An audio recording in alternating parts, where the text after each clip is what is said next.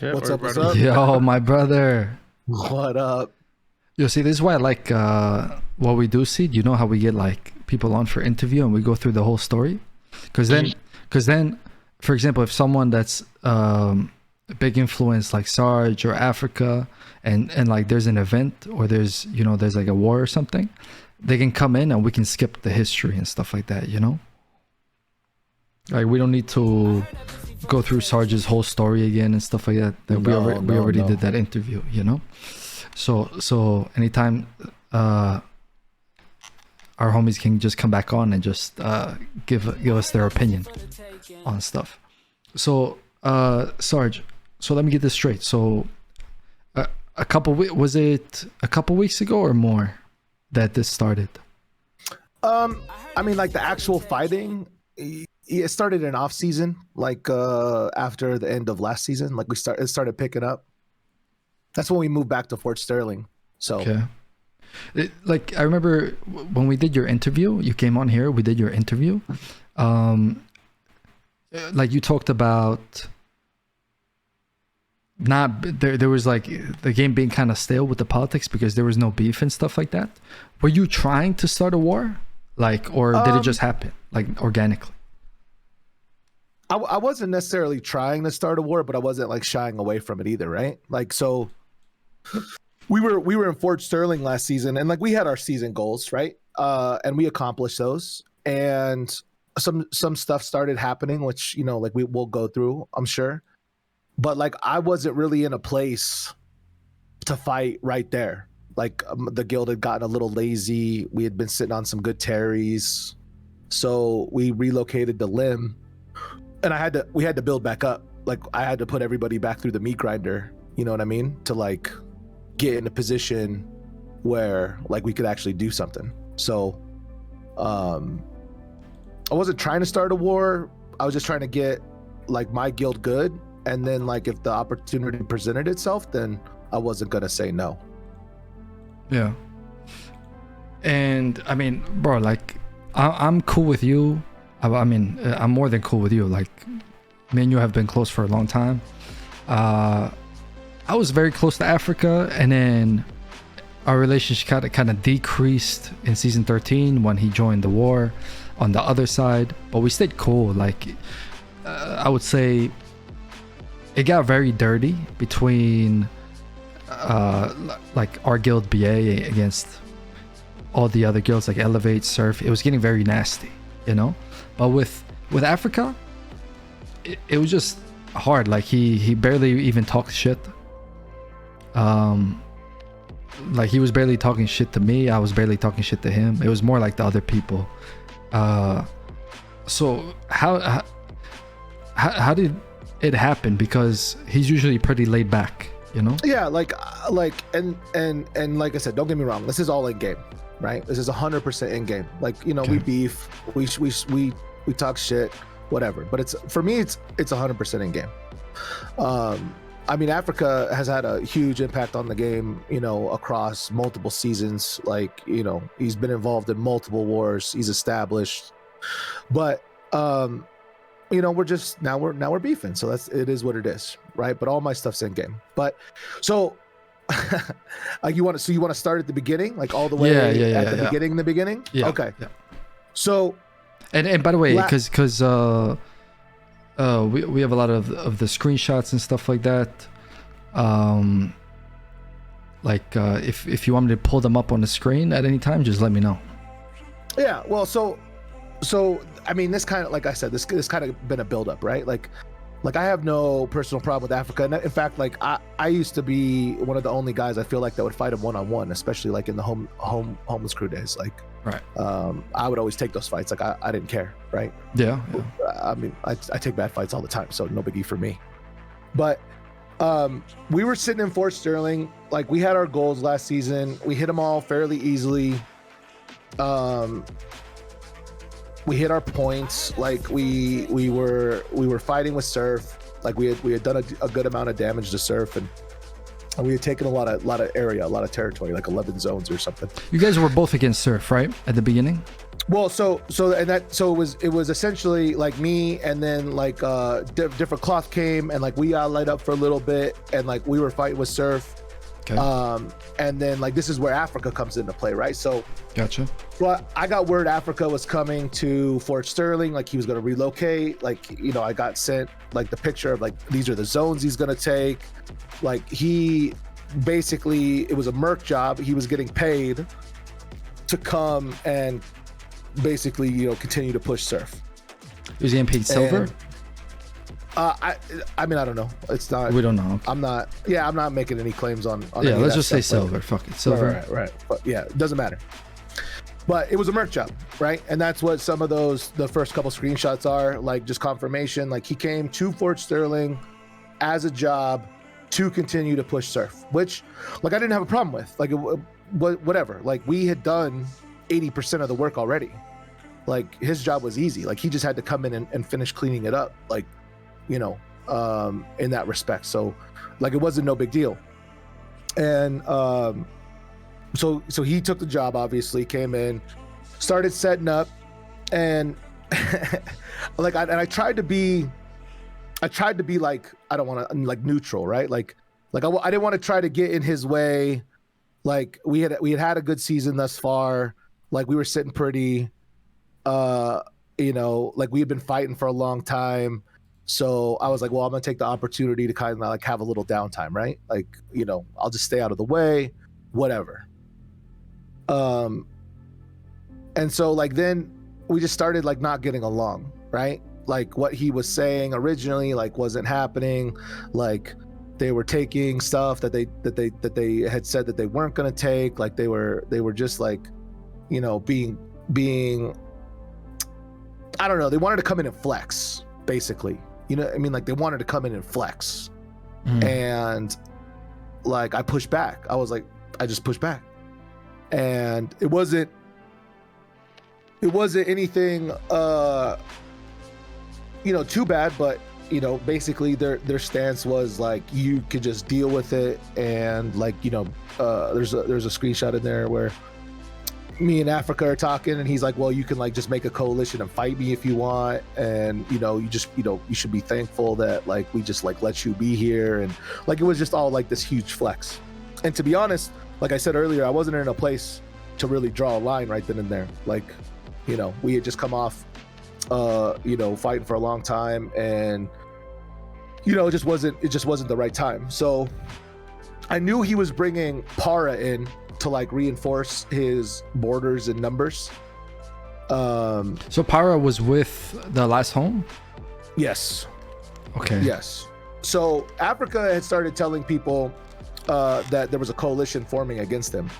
Gotcha. And Para had come in to like essentially like kind of reinforce neutralize his borders. that. Yeah. Like they weren't allied obviously in an alliance, but like if anybody was coming in, like they were together. Like for Para putting down hideouts. Like I knew that part of the plan was that Para was going to come in and take some of our zones.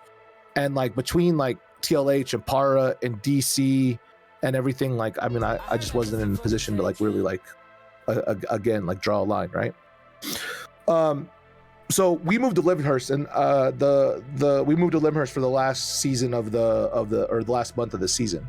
My whole goal was just to fight, like, you know, get people kind of like, you know, back in the mindset of like we didn't have anything, we didn't have any terries, like we weren't worried about any hideouts, we weren't worried about anything other than going out every day and getting fights, right? And we had allied with Derek for a little bit, and like, and again, the whole point was just content. Like I gave everything up. We gave up all the terries. We moved. No big deal, right? And because they brought in Para, because they essentially neutralized all of Fort Sterling, like Fort Sterling content died. There was nothing, like no content, no fights. Like everybody was together. Like they had eliminated all the hideouts, like in everything on all their zones. They had set up all their crafting hideouts. They were, you know, charging people for access. Like Fort Sterling was essentially dead. And so like they had been running over to Lim to protect some of the renters. And like we were still beefing because like obviously like I was still annoyed, and like, you know, they were running all the way over to Lim, and we would fight when you know, they would show up or we wouldn't, like whatever. But into the season comes, not much has changed in Fort Sterling. Para disbands, right, and go to take their break, and you'll notice Para didn't join DC or TLH. They actually went and merged with Escalation, with Dell, right? Which is kind of the other side of the fence.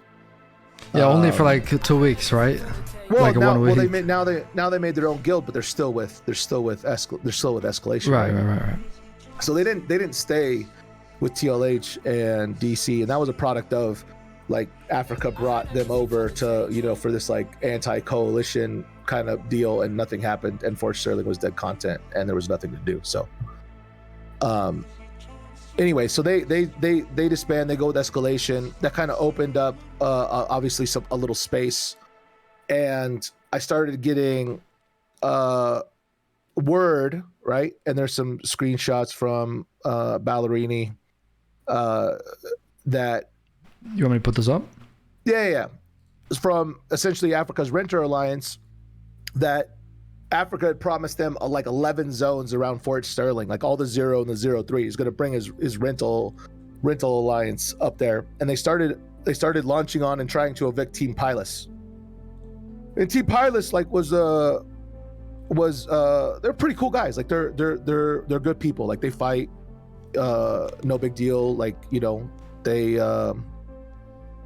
I want to say they're mainly neutral, or they were mainly neutral. And like we had good communication with them, and so like when they started getting launched on, so Africa could bring in all of his Renter Alliance, because he'd already promised them all of the zones around Fort Sterling that, you know, he was going to remove all these other people from. We decided that if Team Pilus was going to fight it, that we were going to go help them. Okay, so I'm trying to, because there was a lot of pieces there, like I don't really understand the whole politics in the North. There's a lot of guilds there, you know. There's like in one of these screenshots, they're all like small guilds, right? Yeah, it's like I'm pretty sure Consequence was there.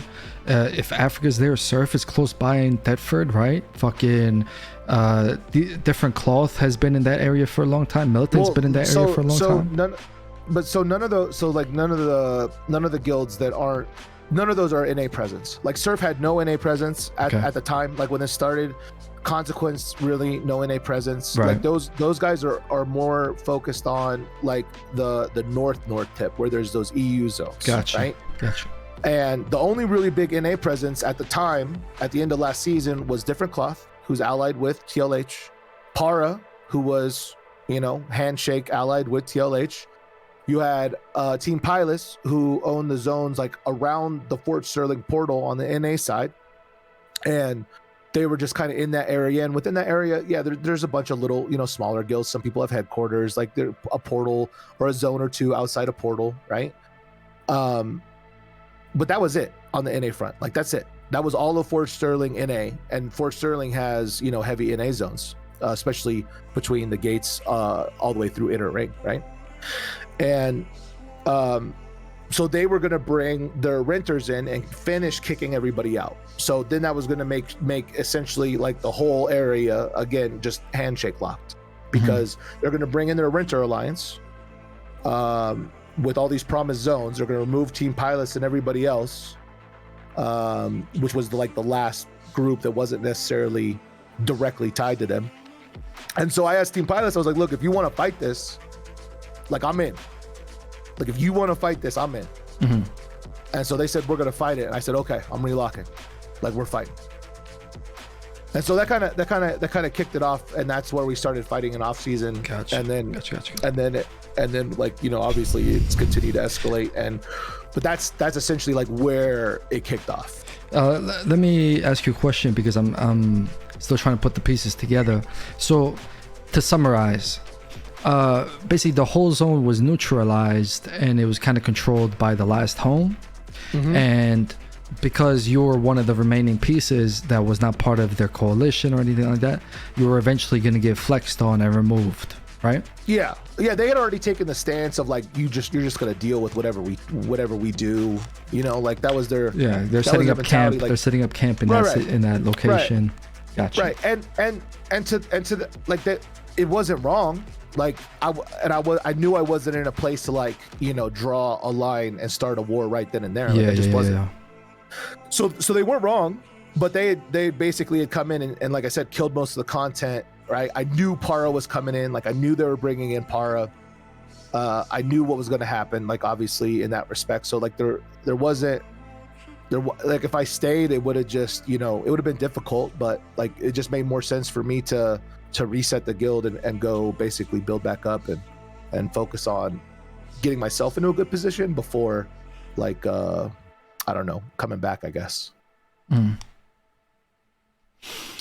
I mean, that's understandable. The question for me is, how did you and Surf become cool? Because I know there was a lot of beef there. Did you guys just fight so much that at one point you just said fuck it? Like no, so and that goes back to my last season goals, right? So my last season goals was to pressure Surf and put a lot of pain on them, and obviously hit our points for our headquarters, and maintain our presence in Fort Sterling. Okay. Right. So we had been battling against Surf for like 2 seasons at that point, 3, the Energy Surge season and a couple seasons, because they had owned all of that area and they had like multiple alliances. And I'm an eye for an eye type of guy, right? So in my mind, like we accomplished our goal. Like I got my pound of flesh back from the getting kind of squatted on and all those types of things. So like you talked to Momono, like we had our beef. I feel like we we settled it. Like we fought for months, so and then at that point, like I'm okay to let it go. Yeah Like it's a game. Like my decision was based on in-game action. What's good for good for the guild. Right. So we did, and how did they feel? How did Surf feel about the last home? Like, because obviously you guys had an understanding, and you're like, yo, so you started helping Team Pilots, right? Yeah. When did Surf come into the picture? Did they hit you up or did you hit them up? Because I'm sure they still had beef with you at that point. It wasn't squashed yet, right? Or was it squashed before you guys moved into this war? We didn't talk to them directly. Like we didn't reach out to them directly and say, hey, like this is what we're doing. They didn't reach out to us directly. Like I know that they had some communication with Team Pilots, and like they started massing, and which they hadn't been doing a lot in NA. So basically they were another player on the field, and initially we were just trying to play around them, but like TLH had so many numbers and Oops had so many numbers, and there wasn't anything that either of us were gonna do by ourselves. So it just got to the point to where we were both aiming at Oops just because of the number situation. Like if we wiped each other, then the person that wins is just gonna get run over by numbers from the Africa side, right? Right. They'll be next. Right. So it just kind of rolled into like we're aiming at the same people. We obviously, the numbers is the problem. And I think at one point I did tell Dom like look, like I told him exactly what I said to you. Like I'm eye for an eye. Like I feel like we're even. So like right now here's my focus, and it is what it is, and that's kind of how that got started. Like it wasn't very intentional, I guess, because I didn't know Dom was going to be massing NA. I didn't know Dom was going to come back in A. I didn't know, like it was literally just me and Pilus, right? And that was it. Right. So does Dominate see that you and Team Pilus are starting to fight the last home, and then say, and did they reach out, or were you going to fight with Team Pilus and then you reached out to get more help because you guys were outnumbered? I don't know exactly if Pilus had any direct conversations with Surf. So I want to say that, but from my perspective, I think they just saw the fights and they started to come, like, and then we were like, obviously, like, again, the numbers, and so like it just made no sense to like obviously try to aim at each other when, you know, the numbers are on the other end, like it. So if pilots had a conversation with Surf and all of that, I don't know 100%. They didn't tell me if they did or not. There wasn't any like formal arrangement made. Like it just got to the point where it wasn't fightable unless we fought together. Mm-hmm.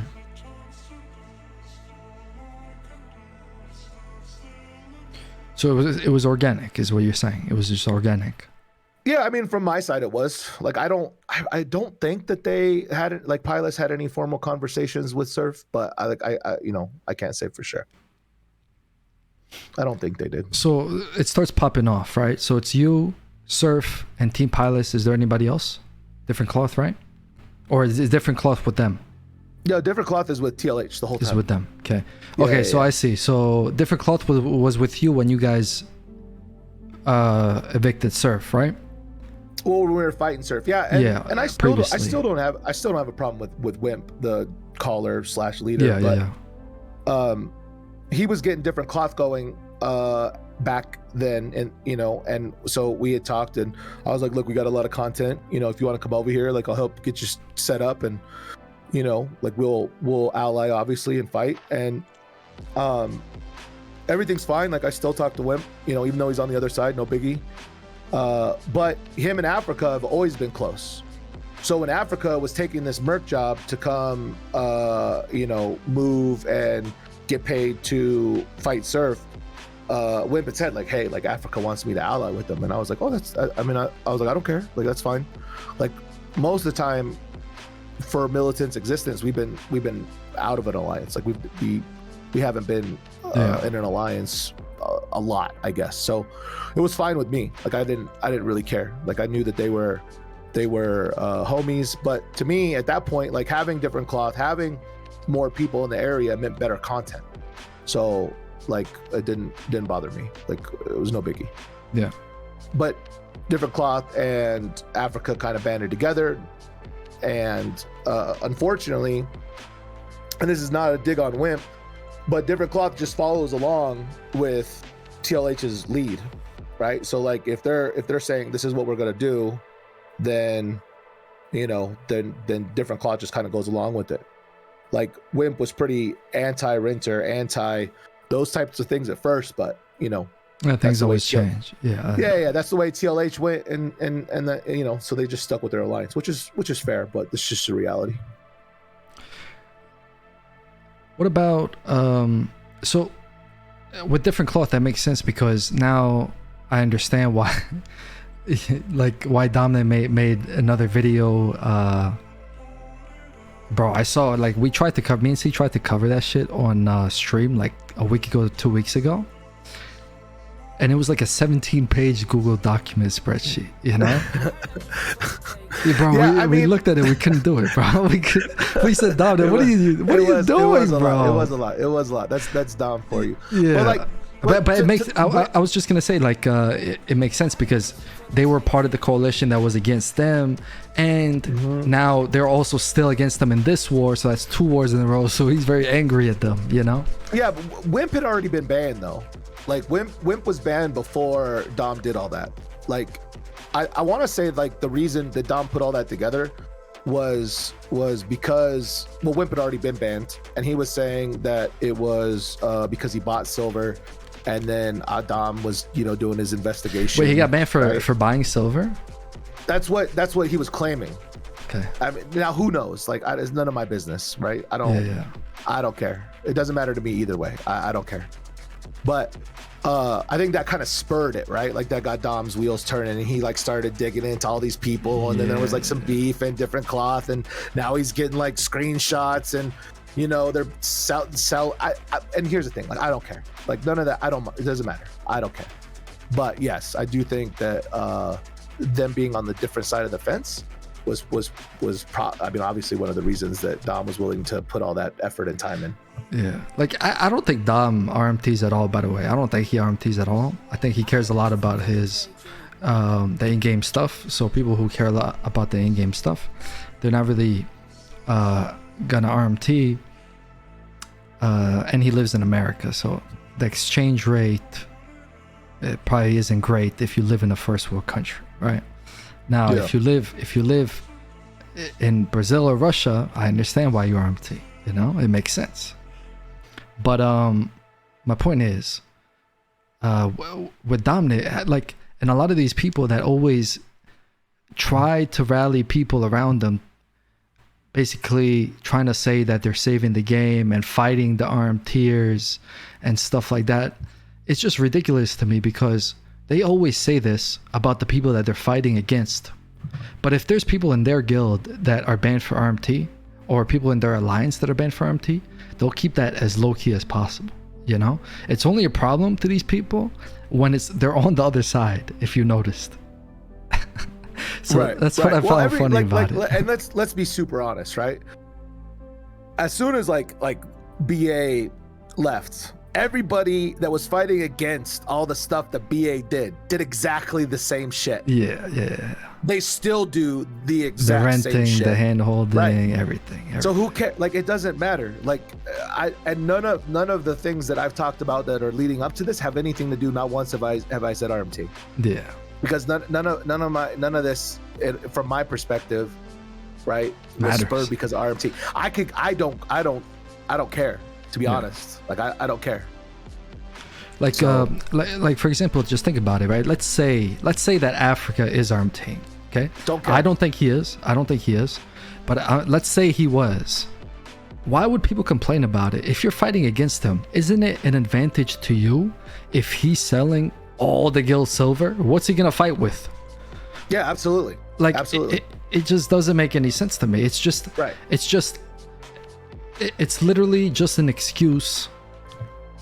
I mean, like, I know that, like, Africa was farming silver.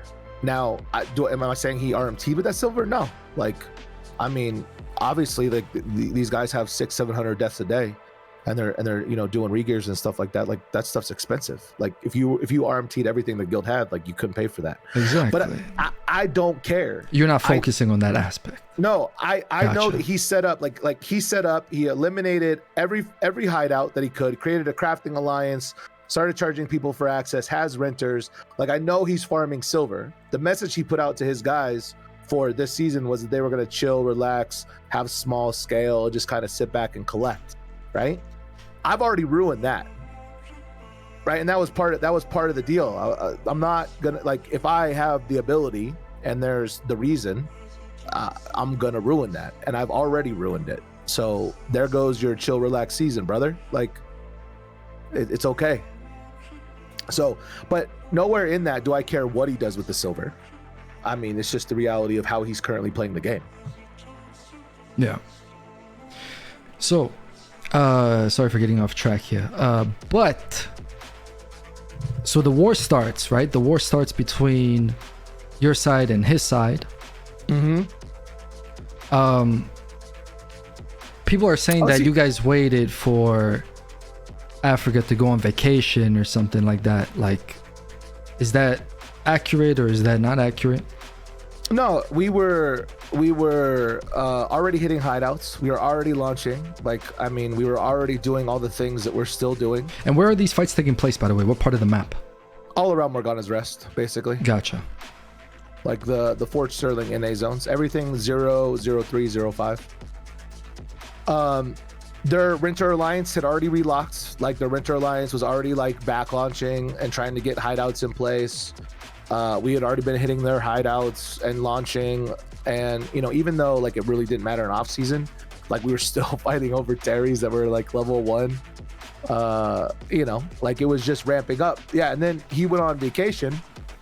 I mean, and we just kept going. Like, obviously we didn't pause because, like, he left. So but we were already doing. So it was already going on. It was already going on. Gotcha. I think at that point we had already maybe knocked a hideout or two, maybe not, but we had already taken shields off. So you guys were winning. What were the numbers like? So let's say, can you give us, like, what were the guilds on your side? What were the guilds on their side? And did the war start growing? Yeah. So pretty quick, like, so when Africa was going out of town, they essentially hired people to come in and help them. So as Africa went out of town, like the numbers started going through the roof, right? So they hired Take Care to come, and I got there's a post in there from Take Care. They were getting paid $750K a death.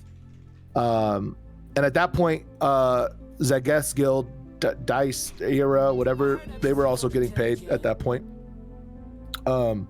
But basically to like reinforce TLH's numbers. Now at the beginning, like they were always outnumbering us. Like, I mean, they have massive pulls, right? I mean, they're pulling 200 people between DC and TLH at that point. So they're a pretty strong alliance. Good numbers. Yes. Okay. Yeah, and there's battle boards where like we had, we were outnumbered and still winning. Like there was battle boards that were even. There was battle boards like as time went on, right?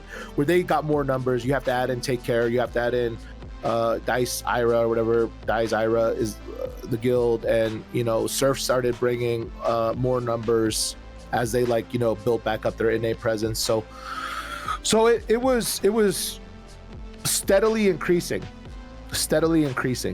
And so when Africa came back from vacation, I mean, it was already being ramped up. Like, he puts out this massive post and says we're at war now, and says it's 2 guilds versus 4 alliances, and a call to arms. He's posting in the homeless crew Discord asking for everybody to come back, and we're outnumbered, and the reality is and even as it stands right now, like, all Africa's done is just add more numbers.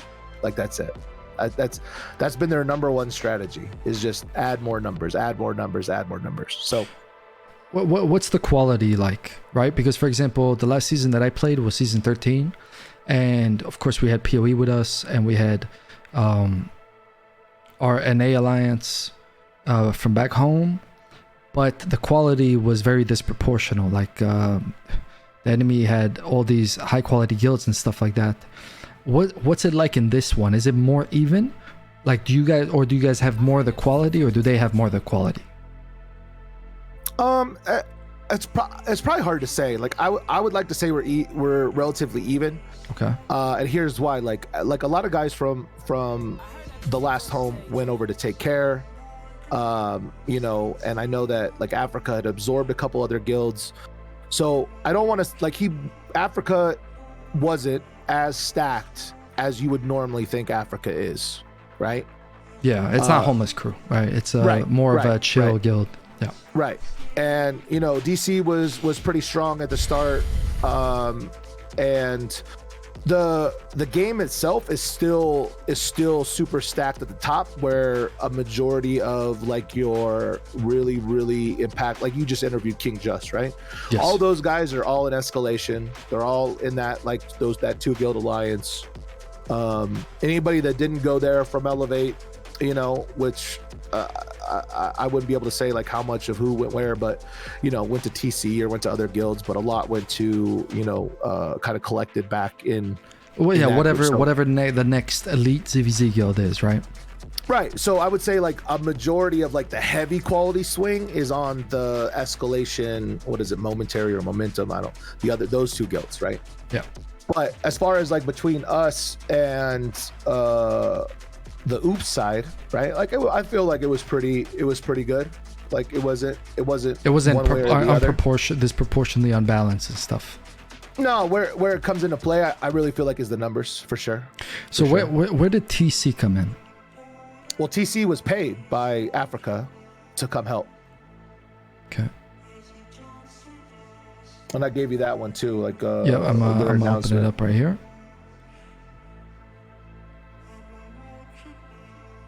So this is Alex, of course, Ellipsis. Massing at 2 UTC, we're joining in on the Oops War, 750K, worth 3 year per death.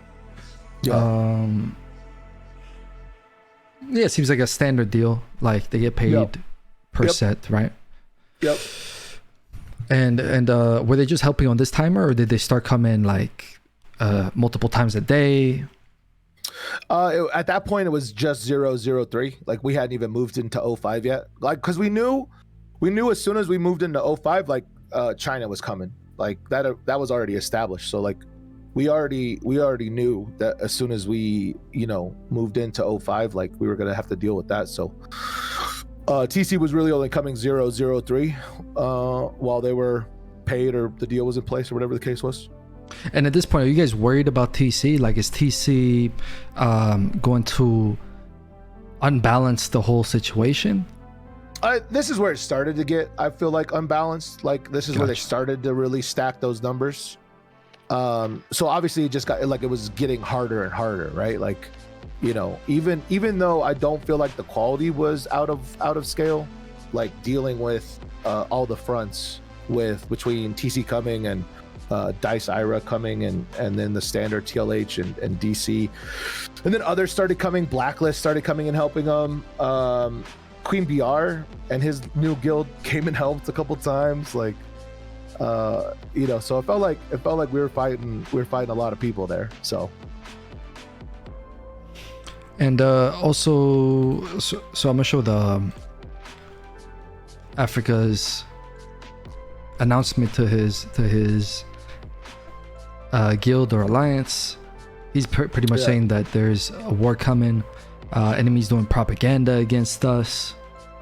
RMT. Yeah, this is the one where they said like 2 against 4 alliances. Like I'm pretty sure. Like I don't speak obviously Portuguese, but.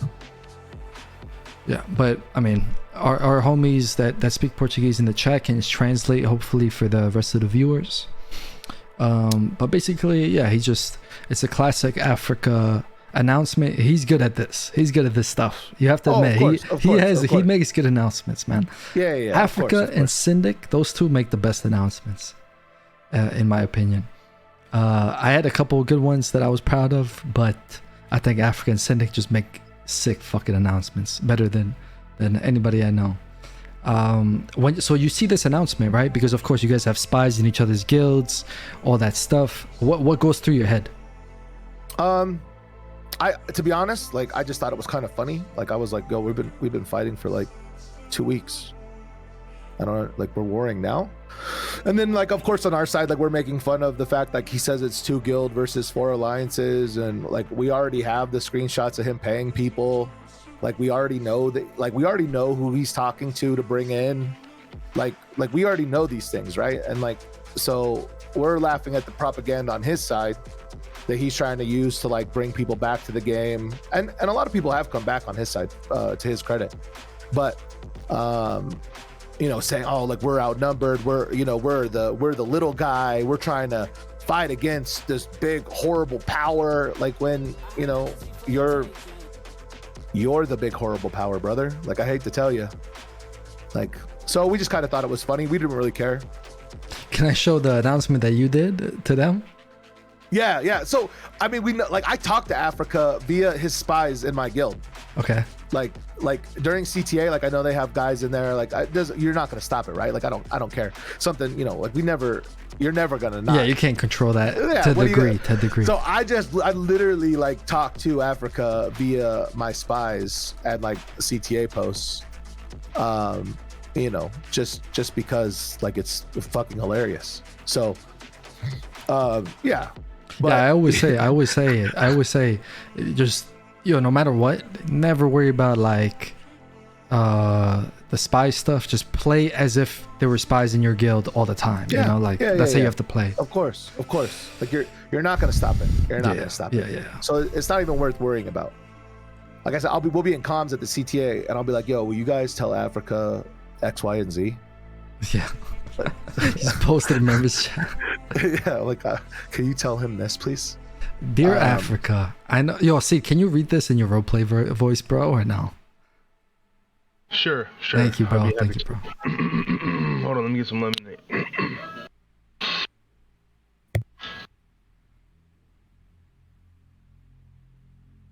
Let him get prepared. He's taking a drink. There he is. Dear Africa, I know you read my CTA posts, so I just wanted to say hi.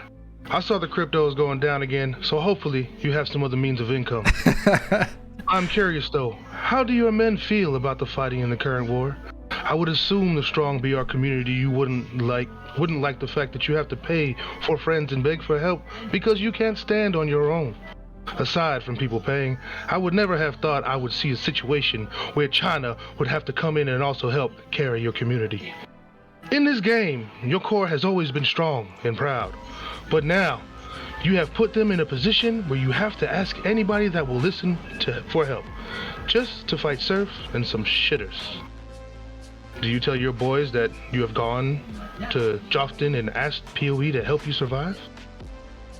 All this just so you could potato farm crafting and collect some trash can renters that you sold zones to before you even owned them? Your new alliance already doesn't like the war. DC is struggling. China won't last long at 05 and really isn't much help. Take care only comes if you pay. Blacklist isn't showing anymore and PoE is not going to help you. What happens when your help can't sustain a war you started for crafting and renters? I guess we'll find out, because regardless of what happens, I will be in your face, start to finish. Who would have thought some shitters like us could have made you disband dupes and call in every NA favor you have? Anyways, besides all that, I hope you're doing well. We will be massing 03 and 05 like normal. I look forward to seeing you there. Thank you for calling in the whole NA server to help you. The fights have been fun, and it makes my boys smile, knowing how hard we are making you work. Love, Sarge. Bro, round of applause for Seed, man. Round of applause for Good Seed. job. Good job. You're the man, bro. Making your boys hard. Yo, good job. Good So I job. liked it. It's like a mix of role play, a mix of humor in the announcement. Pretty good. So Africa wasn't gonna come on with me, like, or what? Like I thought, Nah, because I wanted him to be here too. the thing You is, know, but- the thing is, I would love that. I would love that stuff, but we're trying to stay away from like the trash talk Discord type of thing, you know, where it's like I mean, I where haven't one even said person anything can bad yell about over him. another person and stuff like that. You know what I mean? Like it's Yeah, just yeah, more, yeah. it's just more chill. Because then what's gonna happen is if we start putting people together in this situation, that's gonna be like, I know that's what people want, but then Yeah. other people won't want to come on because then they're gonna be like, oh, I'm gonna get ambushed, and they're gonna bring somebody in to come talk shit to me, and that's, you know what I mean? Like so, Right. so we're gonna chill with that stuff. Although it would be entertaining. Yeah, Although it would be I thought- entertaining. I So thought it maybe would be one fun. day. I mean, I could One keep day. it clean. I could keep it clean. How about this? I don't When think this I've war's said- over, we'll get everybody together. Okay. Sounds good? Yeah, I haven't even said anything bad about him. Like, I mean, like I said, I can keep. That's it clean. true. That's true. It's all game for me. No, but I know you're respectful. Like everybody that we've had on so far, like you guys have all been respectful when you guys came on the stream and stuff like that. Like, don't get me wrong, 100%, bro. Right. So yeah. let me ahead. say this on this post. So basically, Sure. like he'd been doing like all these posts. Like I know in the background like who he's talking to. Like I know the conversations he's having. I know he's asked like even gone like tried to go through the guy listed to talk to PoE. Bro, how do you guys know all this shit, bro? Can anybody keep a secret? I mean, It is Albion, no Bro, secret. can Albion, anybody keep man. a secret in this game? There's like 3 people that can keep a secret, and they all don't play anymore. So I mean, you gotta right. get- So like and it is what it is. Like I mean, like he's working hard to Yeah. like to get more help, like bring more people in. Like that's his play right now. And so I was just calling that out. And I'll say this now, like I don't care. You could literally bring everybody. Here's what's gonna happen. Worst case scenario, you're gonna bring overwhelming numbers. You're like he's already got thousands, right? That are coming at this point. It doesn't matter. Like I mean, even if we have to like I mean, even if it's not a conventional timer war, like I'm still gonna be in your face this whole season. I'm gonna make everything you do painful. It doesn't matter if it's by myself. It doesn't matter if if Surf is there. Like the second you go somewhere for content, I'm taking your terries. The second you stop showing, I'm taking your shit. Like when you do show and it's with the, however many people, like I won't give you content. Like it doesn't matter to me how this goes. No matter what, like we're in this. Like so that's what that means. Gotcha. And what about China? I keep hearing about China, but what's the time zone like in China for 05. I think it's like mid-afternoon for them. I don't really know, but I know that they like 05 is like the earliest they can start getting people together. Yeah, so this is a screenshot of Sirindo. Is Sirindo still with Big Banana in Dove? Yes. Yeah, of course. Gotcha. And here he's what's he doing here? He's confirming in this screenshot, he's confirming that he's gonna be helping Africa. Oh, of course. Gotcha. I mean, Africa, I think the screenshot above that, Africa, hit up Big Banana, was like, yo, prepare for war. Yeah, let me pull that up. Hold on. It's war, Banana. It's war. it's for real now. But would Big Banana jump in to help Africa? Have they done it yet, or is that like something they're saving? They've been there every 05 since. Okay, so I'm not gonna lie, that's kind of tough. If you have TC, the Chinese, Gringos, the Last Home, Different Cloth, is a pretty strong alliance. Well, let's be clear, right? Okay. TC did tail off, and I assume they stopped getting paid. So we haven't seen TC in a bit, right? Okay. Blacklist did show for a couple days helping them. The Dice Ira guys, which is Zageth, they were helping, but then they ultimately made that alliance. So now they have the bigger alliance. They disbanded Oops, which, I mean, by Africa's own terms, that means I won. Because he said we fight till disband and you guys disbanded. So technically I'm 1-0. Gotcha. So they made the new alliance. And Gringos doesn't really play NA. We have seen, guys on the field, but you just assume that it's obviously not like a mass. It's just them running around with their alliance. Gotcha. But yeah, of course. So China's been coming 05, I Am Newbie, AAA, Dove, all those guys have been there for strong. 05. I'm not gonna lie, that's pretty strong. Yeah, they plussed up their Renner Alliance. Their Renner Alliance is over 1,000 people now. And their Renner Alliance mass is a level 45. Yesterday they had a level 40 in one zone and a level 25 in another zone. Now, granted, they're not the highest level ZVZ caliber individuals, but I mean, it's just a lot of numbers, right? Can I say something from the bottom of my heart, though? Okay. Yeah. Go ahead. Listen, this is what most people don't understand, man. I know people are here for the drama, for the beef, all that stuff, and they're watching. I appreciate it. What the average member does not understand is that the way Albion's played since Queen started, right? Since the map started, the whole system changed, the hideouts came in. It's so much more different than the game was before. And how it is now is everybody has backdoor deals. That's just how it is, man. Oh, of course. You guys have to understand. I'm not talking about you, Sarge. I know you understand this perfectly, right? I'm talking about the average member does not understand that. Okay, so Africa called in this favor, right? And a lot of people in the chat are over here thinking, "Oh, what a pussy, blah blah." Listen, if you're part of a guild in the Black Zone, I guarantee you guys have some sort of back deal in case something happens. I promise you. Because, like I said, and like we just found out, boys, nobody in Albion can keep their mouth shut about anything, right? So I know what's going on in all these guilds, and I know what's going on in Albion. And I promise you, everybody's hand holding with somebody. Even, if they're telling you that they don't handhold, they're one of the people that handle, so you might frown upon this, oh, they're calling in these people, but there's two things that we need to understand, right? And Sarge, you tell me if you agree with this or not. Number one is everybody plays by the same rules. All right, all these people that say I'm a better person than this guild, they're a right? liar. They're lying, because at the end of the day, when their back is against the wall, they're gonna do the same exact shit. Exact shit. And every guild has different focuses, right? and I'll be completely transparent. Like, we don't or haven't typically like rented in any zone we've owned, and it's not because like I don't want to rent. It's because of the headache that goes along with it. Like every time you rent to somebody, they want like rules, they want like naps, they want like no contacts, they want, you know, they want all this stuff to go along with that agreement, and I don't want to deal with it because like that's not the type of game I want to play.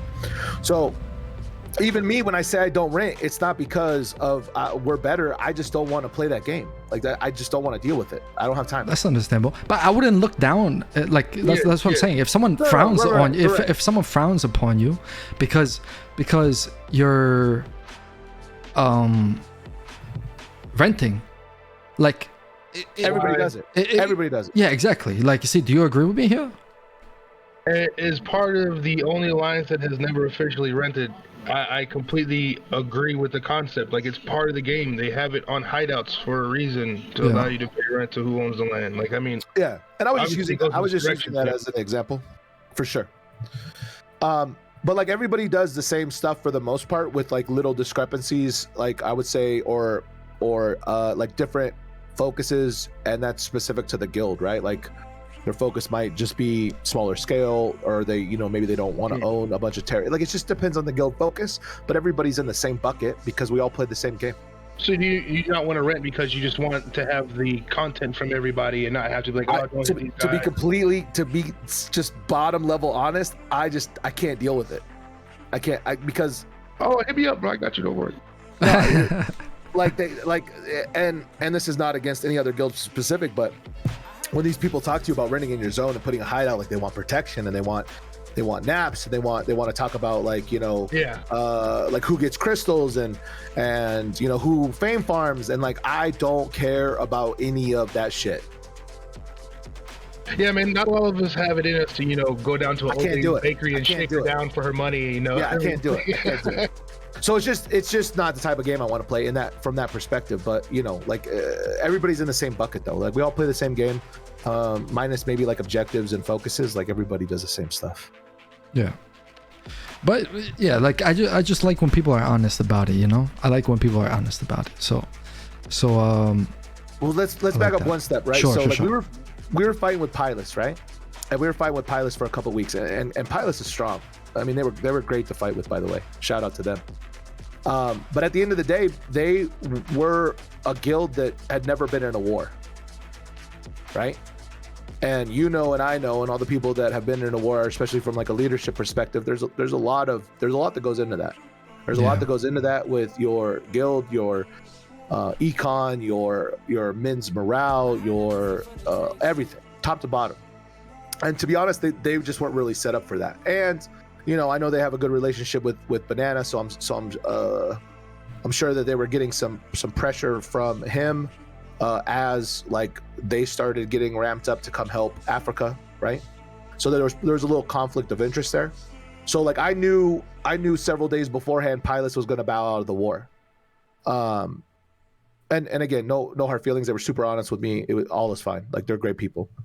So at that point, I started, you know, talking to other individuals, and we talked to Dystopia, who has similar timers.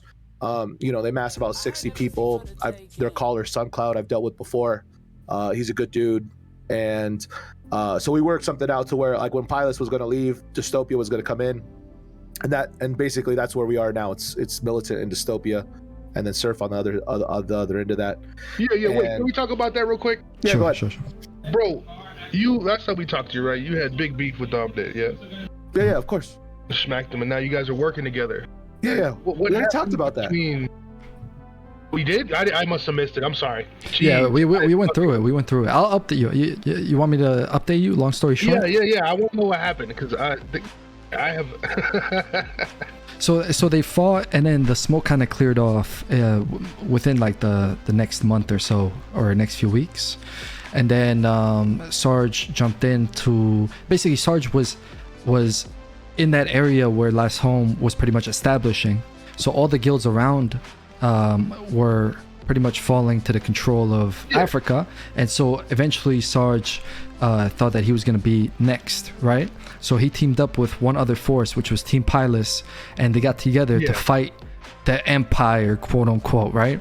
And then Surf still had beef with different cloth in Africa and stuff like that from what happened to them with their coalition, right? Trumped the beef between y'all. Exactly. Is that accurate, Sarge, or did I fuck it up?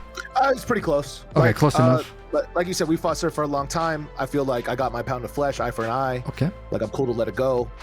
We had moved and to rebuilt a little bit, came back when the opportunity presented itself to fight with Pylus. And then Surf started like basically showing too. And there was no option because neither of us had the numbers to fight by ourselves against the side that was. What was that initial conversation like? There wasn't really an initial conversation. I think that Pylus had talked to them a little bit. And then I think when I did talk to Dom, I said, look, I'm an eye for an eye guy. I'm over it. We're good in my book. I'm calling us even. And I think it was just a common perspective. We understand the game to know that if we kept beefing, there's nothing to fight, right? Yo, shout out to Flacco. He came in bearing gifts, man. Yo, Flacco, you in here? Yo. What's up, my brother? You want to do a re-rising key at the end of the stream too, or what? I mean, if you want, just save it for tomorrow. We do an interview with. Tomorrow we have an interview with the homie Ali, who created Echo of Silence, the most toxic guild of all time. If you don't know Echo of Silence, it's the guild that Durotine came from, the guild that Ellipsis came from, the guild that Andrew / It's Pull-Up came from. Robin, a lot of people came from Robin Hood RS, yep. Rask, a lot of big names. Sucks, aka Chris, and a bunch of other people. So that's tomorrow. Anyways. So one thing I do also want to bring up, because I know that we haven't talked about it yet. So at some point, and I don't know exactly when or what day it was, but Escalation lives on the other side of the NA zones. They're close, but not too but kind of far, I guess. I don't know. At some point they started showing up, and immediately all of Africa's side was like, oh, they're with Escalation, right? And trust me, I've talked to Dell, right? And Dell's stance has been he's gonna hit the bigger force, which has historically been the oops side, or the two set side, whatever you want to call it. Yeah, I was gonna ask you about this. So is that why they claim that you guys are working together? Right. So and here's the thing: if it wasn't for Escalation, I think their hideout in Sig would be in a different spot, because they wiped Escalation, pushed us off the hideout one day, and we couldn't take a shield. It was at 30%. And they had sat on the hideout for another day for 10 minutes, so we didn't have enough time to take a shield. And every time that they seen us, they would wipe us, right? So of course, we're trying to, I'm trying to put them together to make them fight, right? Yeah, of course. Because I know that Dell is going to go after the bigger force. That's them. You probably both are. You probably both are trying not to get into the wrong side of the. No one wants to be in the middle. Yeah, exactly. Right. And because of that, they're like, oh, Escalation's on their side, and it's a coalition. If they wipe us more than TLH does, unfortunately. Because if that was the case, I don't know. I think my life would be a lot easier if it was the case, obviously. But it's just not. They're there to fight, and I try to stay. I try to put them together and not be the guy in the middle, obviously, and try to use that to our advantage. But there's only so far that goes when you can't coordinate, when you're obviously not having a conversation with them, when you're not they don't care if we hit the hideout or not. You know what I mean? We're trying to hit the hideout and they don't care. They just want to kill the blob on the hideout. Yeah. So I mean, it's a dream for every content guild to be able to third party and not have to worry about the objectives, Right. So at least two shields they saved for Oops or for Africa. 2 shields. So, they can complain all they want and say it's Escalation and all this other stuff, but Escalation has done just as much damage to us as they have to them. Right, gotcha. So there's that. Now, with some of the recent stuff that's been happening over the past couple of days, I don't know what Escalation is going to do, but we'll see. What you mean for the recent stuff? Well, so like again, the numbers game, right? So I know that they reached out to PoE. I mean, I know that they've talked to a lot of people. Now, obviously, like we've tried to cut a lot of that off, and now at this point, they've talked to the Lonely Men, and the Lonely Men voted to come basically full nap with them. Oh, wait, but you said PoE on NA? What they're gonna have Syndic ganking? No. I know they talked to PoE. Like they tried to like test those waters, right? Yeah, I was gonna say on NA they don't exist. Yeah. Right. So I don't think they're gonna get any help from there. As maybe not much numbers like you said, or maybe not enough. But they went to TLM to Slaya, and they had a little vote. I posted that little vote for you, and they voted to come help them and ally with them as napped Reds. So I mean, that's going to just put a massive more numbers when it's already tilted, but it's okay. Wait, so tell me what this vote is. This is the vote from the Lonely Men? Yes. Okay, and does this include the rest of the Hogs or only TLM? Right now this would be like Hogs, which is just Lonely Men and one other guild. I don't know the name of the other guild, but and then Box and Pandora, who are allies with Hogs or Slaya, they're still in Bridgewatch, so like they're kind of doing their own thing. So I don't believe it involves them. Yo, listen, Del Negro, 13 has not played in 2 years. Please stop talking about this blasphemy information, sir. Please stop it. Okay, so the vote. Let's look at how the vote came out. 49% voted to help 2 sets. 2 sets is which is Oops and that's Oops. Well, okay. Yeah, it's Africa, Dicera, Gringos, different cloth. So one is to nap with them for the CTA, like play as Red but side by side. Right. And that's they split with just join them completely. Yeah. That's interesting. Like, yep. I guess they're trying to switch stuff up. Like, well, so they moved. So and now I'm a little fuzzy on some of the exact facts, but I'll just do an overview. So TLM put a headquarters on the inner ring zone of Ravine, because I obviously had the points too. They moved to Thetford, and I believe that they were planning on moving into those NA zones on the Thetford side, Ravine, Murder Gulch Divide, like that whole area, right? And I believe that they ran into a problem versus Escalation and even like Mighty Frogs and MAGA, where they weren't getting a lot of ground on those zones. So they were I feel like they were, at least from my perspective, they were kind of stalled. Like they put this headquarters down, they weren't gaining any ground, they were losing fights. Like they moved at Thetford to reestablish themselves in this area. And I think it wasn't I think it just it wasn't going to their ideal situation. Like I feel like it kind of stalled out.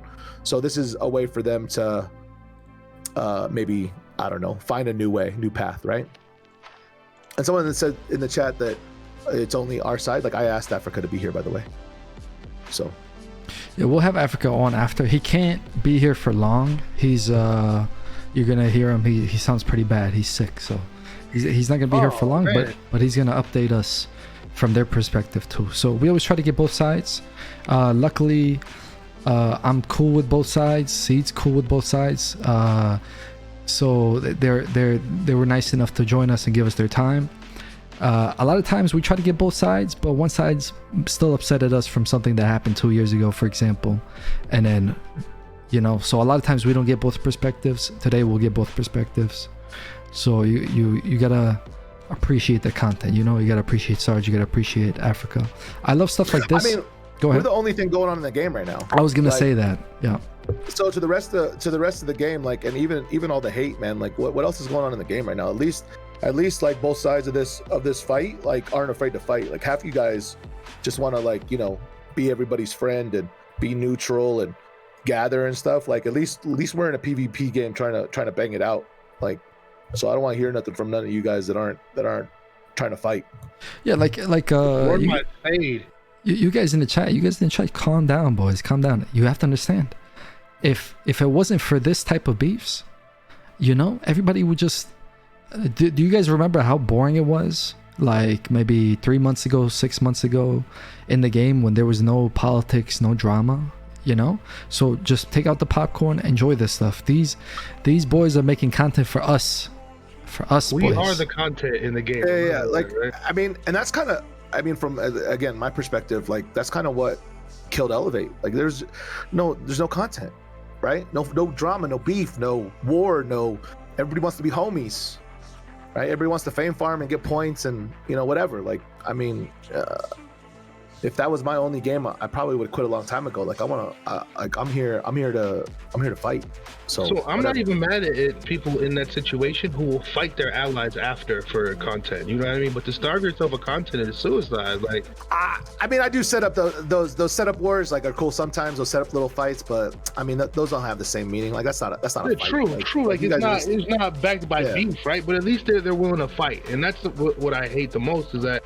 I mean, I suicide guys all day, every day. Like, that's what I do, right? But these guys won't even fight. They'll pull up with a T3 blob and run. Right. They take an outpost and cafeteria and they out. Right. Fight, boys, fight. Content, please. So I guess kind of where we're at now is like, they're just continuing to add more. Like I said, the Vapo Alliance massing like a 40 plus blob plus a 25. TLM with their 2 guilds are gonna obviously mass a lot, 30 to 40. DC and TLH are massing 180 to 200. Some of the people that were coming haven't shown in a while. Like I said, TC, because I don't think they're getting paid anymore. They obviously, you know, disbanded Oops and created new alliance to fight us, numbers wise, because they were kind of losing. Mm-hmm. You know, so we'll see what happens. But one of the things I pointed out in my little letter to Africa, like his whole narrative was it's 2 guilds versus 4 alliances, and they've literally been adding anybody that they can, like anybody and everybody that they can, from China to renters to now TLM, paying TC, making a new alliance. Like, at the end of the day, it doesn't even really matter. Like, I'm pretty satisfied with everything that I've made Africa jump through, but I'm still going to be here no matter what. So yeah, so I mean, the war's still going. Are you guys fighting every day? Yes.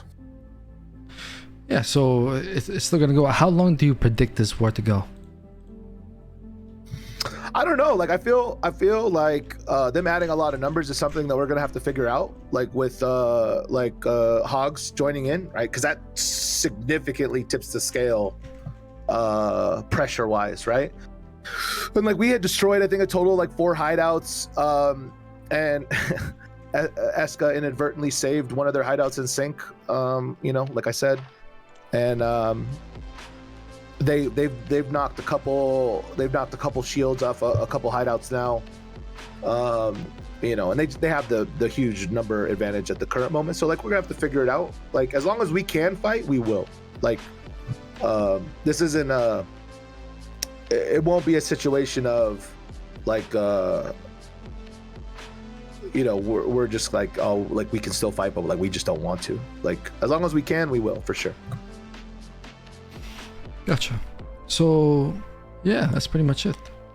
I appreciate you, Sarge, for giving us all, like, first of all, your time, and then your perspective. And then more of your it. time, you know, like you've been here a couple times now. Yeah, I mean, at the end of the day, like I just want to fight. Like I don't care, right? Yeah. So yeah, but you know, in these type of wars, you know, it's more of a mental thing. It's not really like take every fight and stuff like that. It's more like a mental long-term type of thing, you know. I do have to be more selective. I have adjusted accordingly. Mm-hmm. But I mean, we still fight. There hasn't been a CTA with any of us like where we haven't fought in the CTA. So gotcha. I mean, we're still there to fight. Like, and look, like you talk about the mental. Like, I mean, my guild is conditioned to lose. because I take dumb fights all the time. So they're used to it. They're used to it. Yeah, like the guys that are with me, like, I mean, that's what they're there for, is the fight. Like, I mean, a lot of the people that maybe don't want to fight or they're worried about their pixels or whatever, like those guys are gone. You know what I mean? And that's what moving the limb was. Like we probably dropped like 80 people when we went to limb. Yeah, because we were just sitting pretty, right? And some went other places, some stayed in Fort Sterling, some went to other guilds, Escalation being one of them, and all over, right? And we probably dropped like 80 people. And the people that stayed, like and you know me, like I'm content all day, every day, right? So like I just make sure the guild has content. We roam, we fight, like we grind it out, win, lose, whatever. So a couple losses don't mean anything to me. Like it doesn't matter. Yeah. So it's good. Like I think this is gonna. I'll be honest. I don't know if this is gonna last that long because I definitely see you and Africa getting together in the future and just squashing it. You know, because you both enjoy content, and I think wars like this are good for your guilds because it's not like the type of wars that we were getting into before, where it's like clusterfuck 9 zones were queued around, you know. Like I'm looking at a battle board that somebody posted in the chat, like, you know, somebody posted a battle board. I guess this is one of the fights you lost. It doesn't really mean anything to me because I know that wars are gonna be dozens and dozens of battle boards. I think this was yesterday actually, and like the past couple days. I'll be honest, like I think we've taken, like we've been even most days, maybe negative. On the past like 2-3 days for sure. Like it's been harder than it was like in the days before that. I mean, I got battle boards where we're on top and they have 600 deaths, so like it goes back and forth. But yeah, the past couple days have been harder. They've just been, like I said, adding all those additional numbers, all that pressure. But yeah, here's the thing about that though. Africa and me squashing it, right? Number one, I don't think he wants to squash it. Number two, when we've talked in the past, and we've talked in the past, like I talked to him with Derek, I talked to him one-on-one, like I want to say, like I tried to find some like decent common ground to begin with, because like I didn't want to move my guild, like, you know, we were gonna, you know, I want fights, that's all I want, right? Yeah. But their stance of like, you're gonna take this and deal with it and you're gonna thank me, like that shit's just not gonna happen. So if that's their stance, then yeah, if there's one thing about Sarge, he's stubborn. Like you don't tell him, yo, if you tell Sarge, oh, you can't do this, he'll want to do it more, you know? Is that accurate about you, Sarge?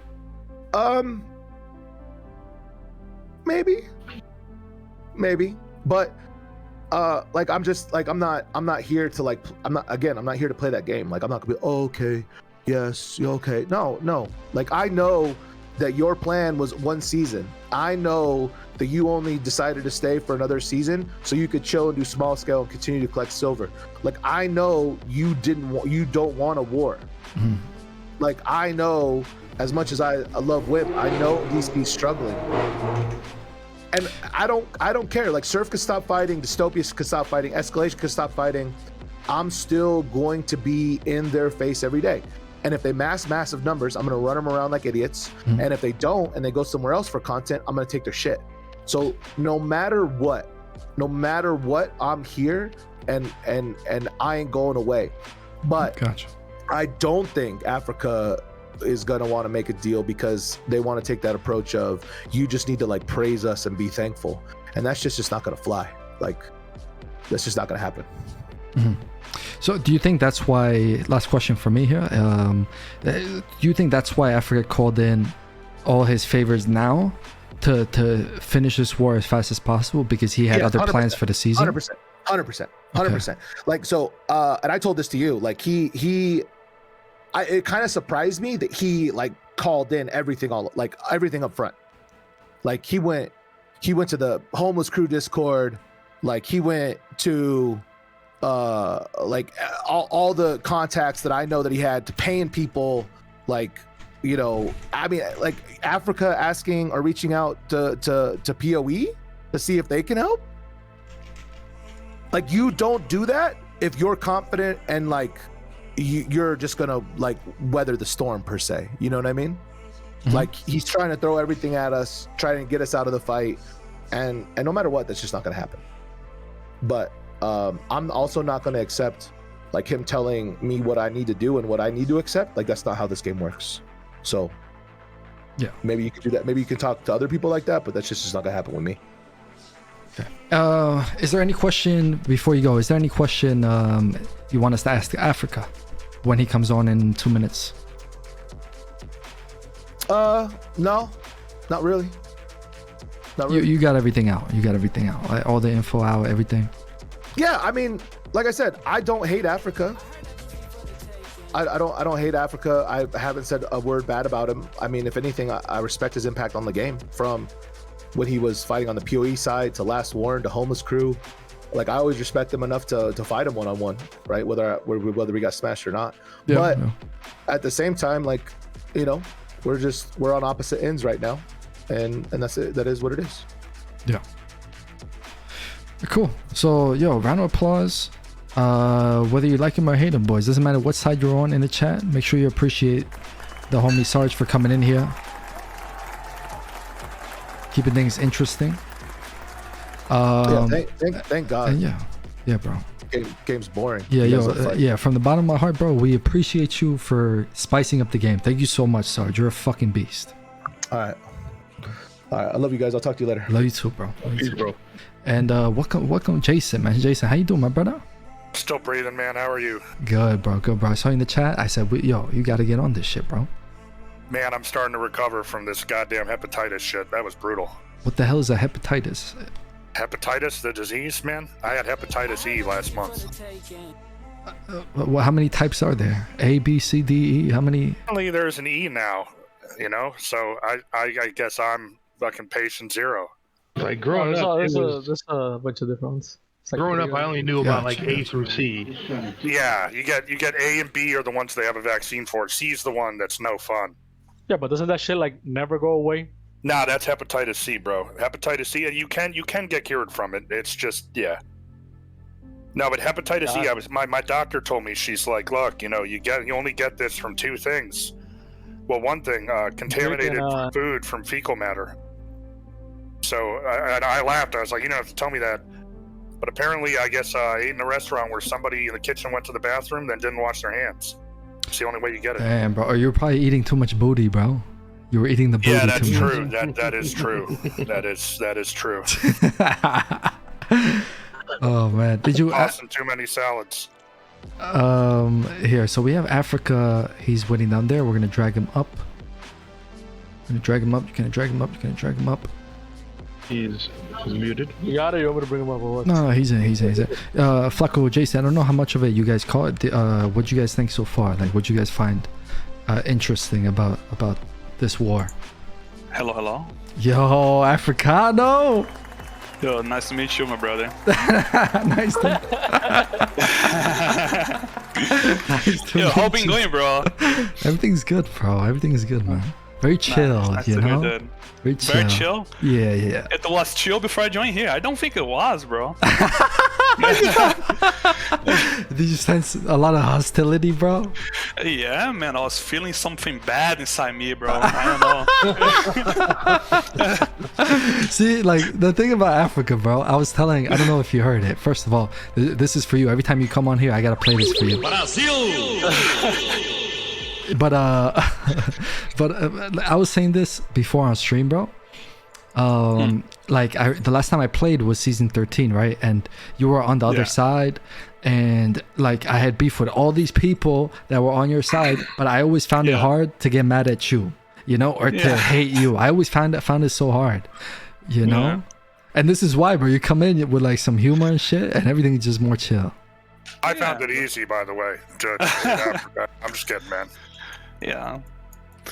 But so we have to talk today. So can we start from the beginning for you? Like, of course, it's Albion. So in Albion, every side has 10 stories. You know, it's not 2 stories. Every side has 10 stories. There's always three stories. Yeah. Once the one side story, the other side, and the truth. So There's always three sides. Yeah. You wanna hear something about like the background, or just wanna go like just- directly in? You want to go from the start and see, like, can I ask you from the start how it happened? Like, how did the war start? Because basically, to give you a recap of what we understood from Sarge is you were kind of controlling that area, What? Right. and so Sarge saw that felt like he was being pressed on by you guys, and so when he saw that you guys started pressing Team Pilus, which were the only people in the area that were willing to fight you, that's when he joined up and made the decision. Is that accurate or no? Yeah, so I mean, if you tell that way, that might be something weird for us, like I'm the villain, something like that. But there's many context behind it that I don't know if you talk or no. I just opened the stream for like 2 minutes and I say, okay, let me talk, but then I join, because I didn't want to like just come here and like put like print screen saying he's lying and shit. I think he has his perspective and I can have mine, you know, and it's okay. Of course. Yeah, and that's the thing about the viewers, boys. If you see a screenshot in Albion, you don't always have to believe that shit, okay? Like, you always got to look at the full story, boys. That's how it works, yeah. Yeah, exactly. Yeah. So let's go by my side of the story, right? Sure. So back in the day, I had homeless crew. I was fighting you. And like we're having fun against each other, like wars like popping off and shit. My guild is banned, your guild is banned, like other guilds came, the Broke Boys came, them God's Plan guilds came, the Angel guilds. Then I quit the game for a while, right? Then I opened this guild, TLH, and I opened this for play with the boys. We had no money, we had no people, we had nothing. So our guild started basically by donations. I had like 4 people on the guild, including Plush and like some guys that don't want to like have their name cited, but it's okay. That they basically help us start the guild. So I was like, okay, we're not gonna be HC because I don't think it's possible. Meta changed a lot, like a lot. I don't know if you've been watching the game, Mojo, but it's really, really different. I don't think there's. If you can give me a long story short, like what's the most different thing? I think the most different thing it's completely different how like big Zergs can act now, because like the most common sense about to have a pole or a squad, it's because you need defend from like each other, like big guys, right? And now you can just like make points and BH key and nobody can do shit for you. So there's not much space for like super giga alliances or like super quality guilds. Like you can see like, for example, like Take Care, like they had a super hype when they started. They get some good fights, but people are expecting way too much from them. And it's not even because it's default, it's just because it's how the game is being built, you know? I think it's the same thing for like Escalation. They have like the best quality right now, and they don't get fight every time because they have so much quality and nobody else is like willing to fight them if it's not enough in a line. You know? Yeah. Let me ask you a question. So, like you said, it's everything is a lot more different than when I played. Yeah, 100%. So, and there's a lot of people that watch my stream that like are people that just tune in for the politics and stuff like that. So it's like me; they haven't played in a long time, right? So let's say I played the game again today, my first day, and I try to lead a Zerg. What would be the thing that smacks me in the face first? Like, what would smack me in the face? It depends where we go, to be honest, because it's not like before. Like before, you have like 3 or 4 alliances that control the entire game. Okay. That will happen. If you go west side, you're gonna be like smashed by GML, Squad, and all those guys. If you go south, it's gonna be like 10,000 Arch. If you go east, there's gonna be like, I don't know, a lot of people, right? So there's not like before that you basically like, if you attack someone, you're gonna be attacking like 10 different guilds at the same time. Right now, the can we say meta? Like sure. Yeah. The meta is like you have like 3 or 4 guilds or like even 2 guilds on the same alliance, and everyone have a piece of the cake, right? Say it again. Say it one more time. Every guild has an alliance. Yeah. So right now the meta is having like guilds, like some guilds on the same alliance, like 2 or 3 guilds on the same alliance, Okay. and everyone has a piece of the cake. So let's say Gotcha. KLH has alliance, us and DC on the pass. We had like 8 terries. Like Escalation has their alliance, they have like 10 terries. 2OG has their alliance, they have like 3 guilds, they have like, I don't know, 10 terries too. So there's like the power, it's more splitted around the map now. So I would say it depends on who you're hitting and how long you're willing to like to fight them. Pretty much, it depends on like how strong is your guild. You know, I think it's more about that. So I think there's more space now for like medium or small guilds than ever before, because you can just like grind some points, put HK, have on Terry, and like have fun, and then maybe join an alliance after. And like the game is really different. Like if you leave the map at basically any time with like a group of 30-40 people, you 100% gonna get fight the entire day. Gotcha. So small scale, Yes. amazing. Yeah, small scale amazing. Even like if you have like below 100 people, it's amazing. You know, Gotcha. it's amazing. As soon as like you get bigger than 100 people, then either you gotta walk more, either you gotta have some type of learn where you can get fights and like sort of stuff like that. You know. So let me ask you this: like, how can you maintain a balance then? Because for example, so you want that 30 to 40 people content, right? That's what everybody wants, but you need a bigger group of people to maintain control over your base and stuff like that, right? So how do you like counter that? You know, because it's 2 different play styles. Like, do you still recruit as much as you can, or do you like keep a limit now? I think each guild has their own strategy. For us, at least, it's what we do. It's either I put second colors for like do different content. So today, for example, before we join here, we're doing castle CTAs. So I had 2 groups of 50 people, and one group was fighting in like one zone, another group is fighting like 6 zones away. So we split in 2 and fight like 2 different zones at the same time. Or either you just cap your CTA or like send second colors for like don't have that many people joining, you know? Yeah. And when things get important, then people show up. It's more about how you manage it. Gotcha. So it's more like start small and then organically it increases a little bit. Yeah. And the best Zerg are the smaller ones. Like it's not like before, like the bigger guilds like BA, like 600 members, like Elevate 300 members, and like a second guild like with more 200 or so. Like the best guilds right now. Yeah, Homeless Crew. The best guilds right now is the ones that have less members. Like DSRI, there's a core from X. Yeah, I saw them in your alliance. Like who is that? Who is DSRI? Yeah. So DSRI, it's, you remember Fahrenheit or from Trap Alliance back in the day? Fahrenheit. I remember the name. Yeah. So they're like Spanish core. After like pretty much Spanish core, after some people from Sancta, some people from Aggressor. It's basically a big Spanish core that group up together, right? Okay, so it's a strong Spanish guild, I guess. Yeah, strong Spanish guild. Yeah. So like there's all these Zergs. If you look at their guilds, they have like 140 people on guild, like 150. Yeah, I'm looking at it right now actually. DSRI, 130 people. Yeah. And like those guys are like top 5 ZVZ guild right now, easy, you know, because they just maintain their numbers. Like they don't mass recruit, and the people who's inside their guild, they show up.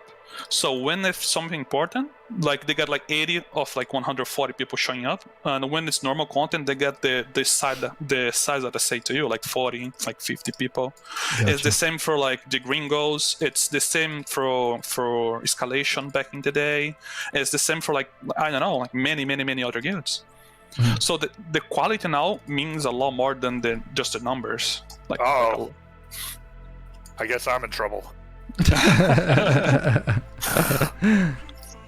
So we talked about how the war started a little bit. Okay. Can we go through the quick timeline real quick? You know, like take us through the timeline. You guys make the small alliance, right? Yes. It was before Gringos joined and stuff like that. Yeah. So let me go back a little bit. Sure. So we start our guild. We go to Limehurst and we are playing solo there. and we actually play with Power, some CTAs there, and we were fighting like the Lonely Man Alliance, like Box Alliance. These guys like massing 400 people, 500 people. Like we're getting outnumbered everywhere, and we didn't have economy at all. Like I said to you, we didn't have taxes, and our money was becoming basically by the people who like donated to us, and we're not even regearing back in the day. So after you're getting smashed for like content was good, but after you're losing for like 3 weeks in a row, like things got hard. Like players like start like not having that money to like keep playing and shit. So things start getting harder for us. And I said, okay, it's not sustainable. We like keep like massing 4 times a day, like we're doing like the homeless crew. But the homeless crew had like the entire background for like regear people, and here we don't. And I say, okay, we gotta do something for like keep the good together, don't kill our content, and like have a way that we can like build economy and have content at the same time. So we look at the area, and the area that we had on north that we're sitting today, which is close to Morgana, South Morgana, like Inner Circle, Dronefield, Sink, Laserfall Pass, Cross, Valley, Canyon, all the maps we're sitting now are pretty much free game, because those zones are being like controlled by no one. It was a pretty much like it was like some from Tidal, some from Militant that they were fighting each other back in the day, some from like 5 hideouts, random hideouts that nobody hit it is. And I don't know if you know, but this crafting hideouts on Middle give like a shit ton of money now, right? So it's the most solid economy you can have on the game. So let me explain to you, like you have in the crafting hideout the same thing you have a city back in the day. Gotcha. Okay. So it's solid. You have to maintain, yes, but it's something that comes without much effort, right? Yep. So we find this. I say, okay, we can build some economy here, and we can like start like regearing the boys, and we can start like making things work. So we move. As soon as we move, I talk with Magic Mark, which is a like really friend of mine, cool guy. And when Glorious had the guild with Dreadhot named Trash Talk BR, something like that. I remember. Teleton. Yeah, Teleton BR. So they're struggling on money, and I said, and they're like looking for merc for like get money for regear the boys. And I said, bro, I know some people who have beef with each other. I'm gonna talk with some people. Then I talk with Magic Mark because they had beef with Surf at that time, and they make a contract to evict Surf for 250 mil a week. Right? Gotcha. Bro, yo, Magic Mark hated Surf. Yes, he's chill. He still does? Yeah, he still does. Yeah, so, but the guild went wrong. So I was basically like playing as a player and trying to help them as much I could. What went but it was wrong? not like what went wrong in your opinion? Just no leadership? Yeah, I think it was too much drama. When you have like too many people who want to like step up, and like it's just like too many heads trying to control and nothing's happened, you know? Gotcha. So drama, yeah, that's a classic. That's why Last Warn was so good. It just seemed like there was much less ego than the classic top guild, you know? Yeah, 100%. Yeah, so basically the guild went wrong, and they pay back the money to Magic Mark because they disbanded, you know? So that didn't work. So I came to Fort Sally, we're broke, we're like 100% broke, and I reached out to Magic Mark and I asked if the deal is still alive. If like we can like fuck Surf and get some money in favor, why not? Because we're looking to move to those zones anyway, and Surf was there. So I say, bro, why not? You know, take money, free take money. the handouts we want. Yes. And I have all the screenshots. I don't know if you want to show it or just want to talk. I don't know. It's more up to you. But I have all the screenshots from this show. I mean, it's completely up to you. If you want to send me like any screenshot, just send it, and then I'll post it up while we're talking about it. It's not a big deal. But okay, let me get it then. Hey, did Sarge show some screenshots too, or no? A lot. Oh, really? Oh, really? A lot. Okay, so hold on. Okay, hold on, let me bring He said, hold on. Oh my god. Okay. Let me bring up Binder real quick. Yeah. So this is my screenshot of Magic Mark. I'm not gonna be showing like full stories because I think private message should be kept private. Yeah, so, 100%. Yeah. So I'm just gonna put the way how I don't exploit someone, right? So that's when I contact to him, and he asked me what he wants to do, and I asked him about like if the deal is still alive. You can check by the dates too. So it was before we even joined. And here it's prints from the payment shit. So there's 2 payments from 250 mil, and it's all like I have all the screenshots from all the shit. So we came here, and he said that he would be willing to pay to re-evict Surf, and we wanted the zones anyway. So I say, bro, fuck yeah, why not? Then we join with put our main hideout in Glacier Fall Valley, and we start hitting the hideouts. By the time Militant was fighting Surf, so they're kinda the way like being friendly to us, and we're talking to them too. But the big deal was it's because like it's how can I say, they're usual to had a lot before we joined. So when I joined, I had like a big guild, like we're amassing like 180 people in NA, and like if you're a big guild, you need some space, or you cannot just sit and let like other people have. So if I'm moving a lock and I'm doing something, I need to explain my boys the reason we're doing it, right? So we came here, we start taking terries, we start like hammering hideouts, and we took some time to like clear pretty much all the shit. So there's like over 30 hideouts, like over 20 something hideouts, and we pretty much like cleared them all. So of course Surf has 100% reason for being mad at us, because I mean we took what they had before, right? So they had the reason. Poor Surf, man. But Surf lives matter. Surf lives matter. Well, it's a good thing for you. Dominant doesn't hold grudges. Yeah. So we moved here, and we start like smashing Surf. We start like they pretty much never show. So it was pretty much just like cleaning. Oh, the Dominant special. Yes, yeah. Okay. We take the Dominant special with extra spicy. Extra spicy version. Yeah. Yeah. So they pretty much never show it, and we just start cleaning, and we start taking the zones, and we start like structuring your hideouts, like making the gears, and by the time you were like slaving, hammering hideouts on 05 on 03, we're like fighting 2 OG on 00, like getting content on you, like we're pretty much like doing your thing, you know, like as a guild how it should be. And then when we start smashing like the Surf hideouts, Militant has some zones too. They had Glacier Fall Pass, Territorial, they had Glacier Fall Cross, like Meltwater Channel, they had many zones. They had many zones. Yeah. And like we're a big guild. They were big, but bro, if my guild is messing 180, you guild is messing 50. I mean, you know what's gonna happen. Like I'm not gonna like just let them have for free like many zones, and we're just gonna sit down with. Yeah, it's natural selection. That's it. So then when we join, we start taking some terries. So we took Glacier Fall Valley, Glacier Fall Cross, like the inner circle maps, and you took them off who again? Who did you take them off? Did you take them off Militant or a different cloth? Those maps that you those maps that you were talking about, are you still talking about Surf? So it was from Surf, some from Militant that we took on reset days and shit, but it was like kind of mix, right? Gotcha. So you were just putting your foot in the area pretty much. Yeah, 100%. Yeah, 100%. And then when we enter in the area, then we finish clearing Surf. Militant had both territories on the zones. They had Glacier Fall Pass territory, they had Meltwater Channel territory, they had hideouts on both zones. That's some good zones. Yeah, they had 2 trade zones, and I said to them, yo, I don't want your zones, you can have the zones. You're gonna have 2 trade zones, I had none, and I'm okay with it. But they're keeping asking people for get more, because they're not satisfied, you know, because they had the feeling that, yo, we were fighting Surf before you come here, we had the zones before, I don't like you being doing that, and I just came and they don't like it, and it's like I said, it's natural selection.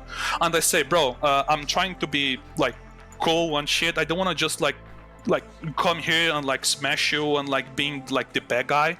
Yeah. So I pretty much like tried to make the line sometimes with them, and of course it didn't work. And the thing that what mostly pissed me off, it's bro, Mojo, you know me, like I don't like the politics that much. Like after Last Warn, I was like pretty much done with the politics. If someone has a problem with me, please come fight and like resolve on the fucking battlefield. You know, that's how it works. So what pissed me off, it's basically every time a Militant wants something, they start PMing people to convince me to give to them. So they start trying to talk with Magic Mark, so Magic Mark would convince me to give their the zones, or like if they even talk to Scenic. I don't talk with Scenic since last one, bro. So they even talk to Scenic for some reason. So they start talk with many people for try to convince them for we give more to Militant. And I said, fuck no. Right? Gotcha. Well, why do you think the negotiations, for example, like weren't working? Like, do you think it was do you think they would feel weak to say if they said yes to you? Like, do you think they were trying to keep a certain image for their members that they're not I think it making was deals? more about I think what was more about the image. But that's what I said. Like I gave like the 2 trade zones that were in the zone. I was not like having less terrorists than Militant if my guild has 3 times their numbers. Like that's not gonna happen. Like so was basically that. So was like we start like not liking each other because of the interest conflict. We can say this. So interest of conflict. And by this time, Surf of course was pissed because we took everything they had. Militant was not happy because they think they deserved more, and we say them no. So they also aren't happy at all. Right. And also there was a lot of speculation going on back before in the day that like Escalation. I never had like good relationship with Elevate, even when we were playing on the same side, right? Yeah. So relationship was not that good, and of course Surf and Elevate has some background, right?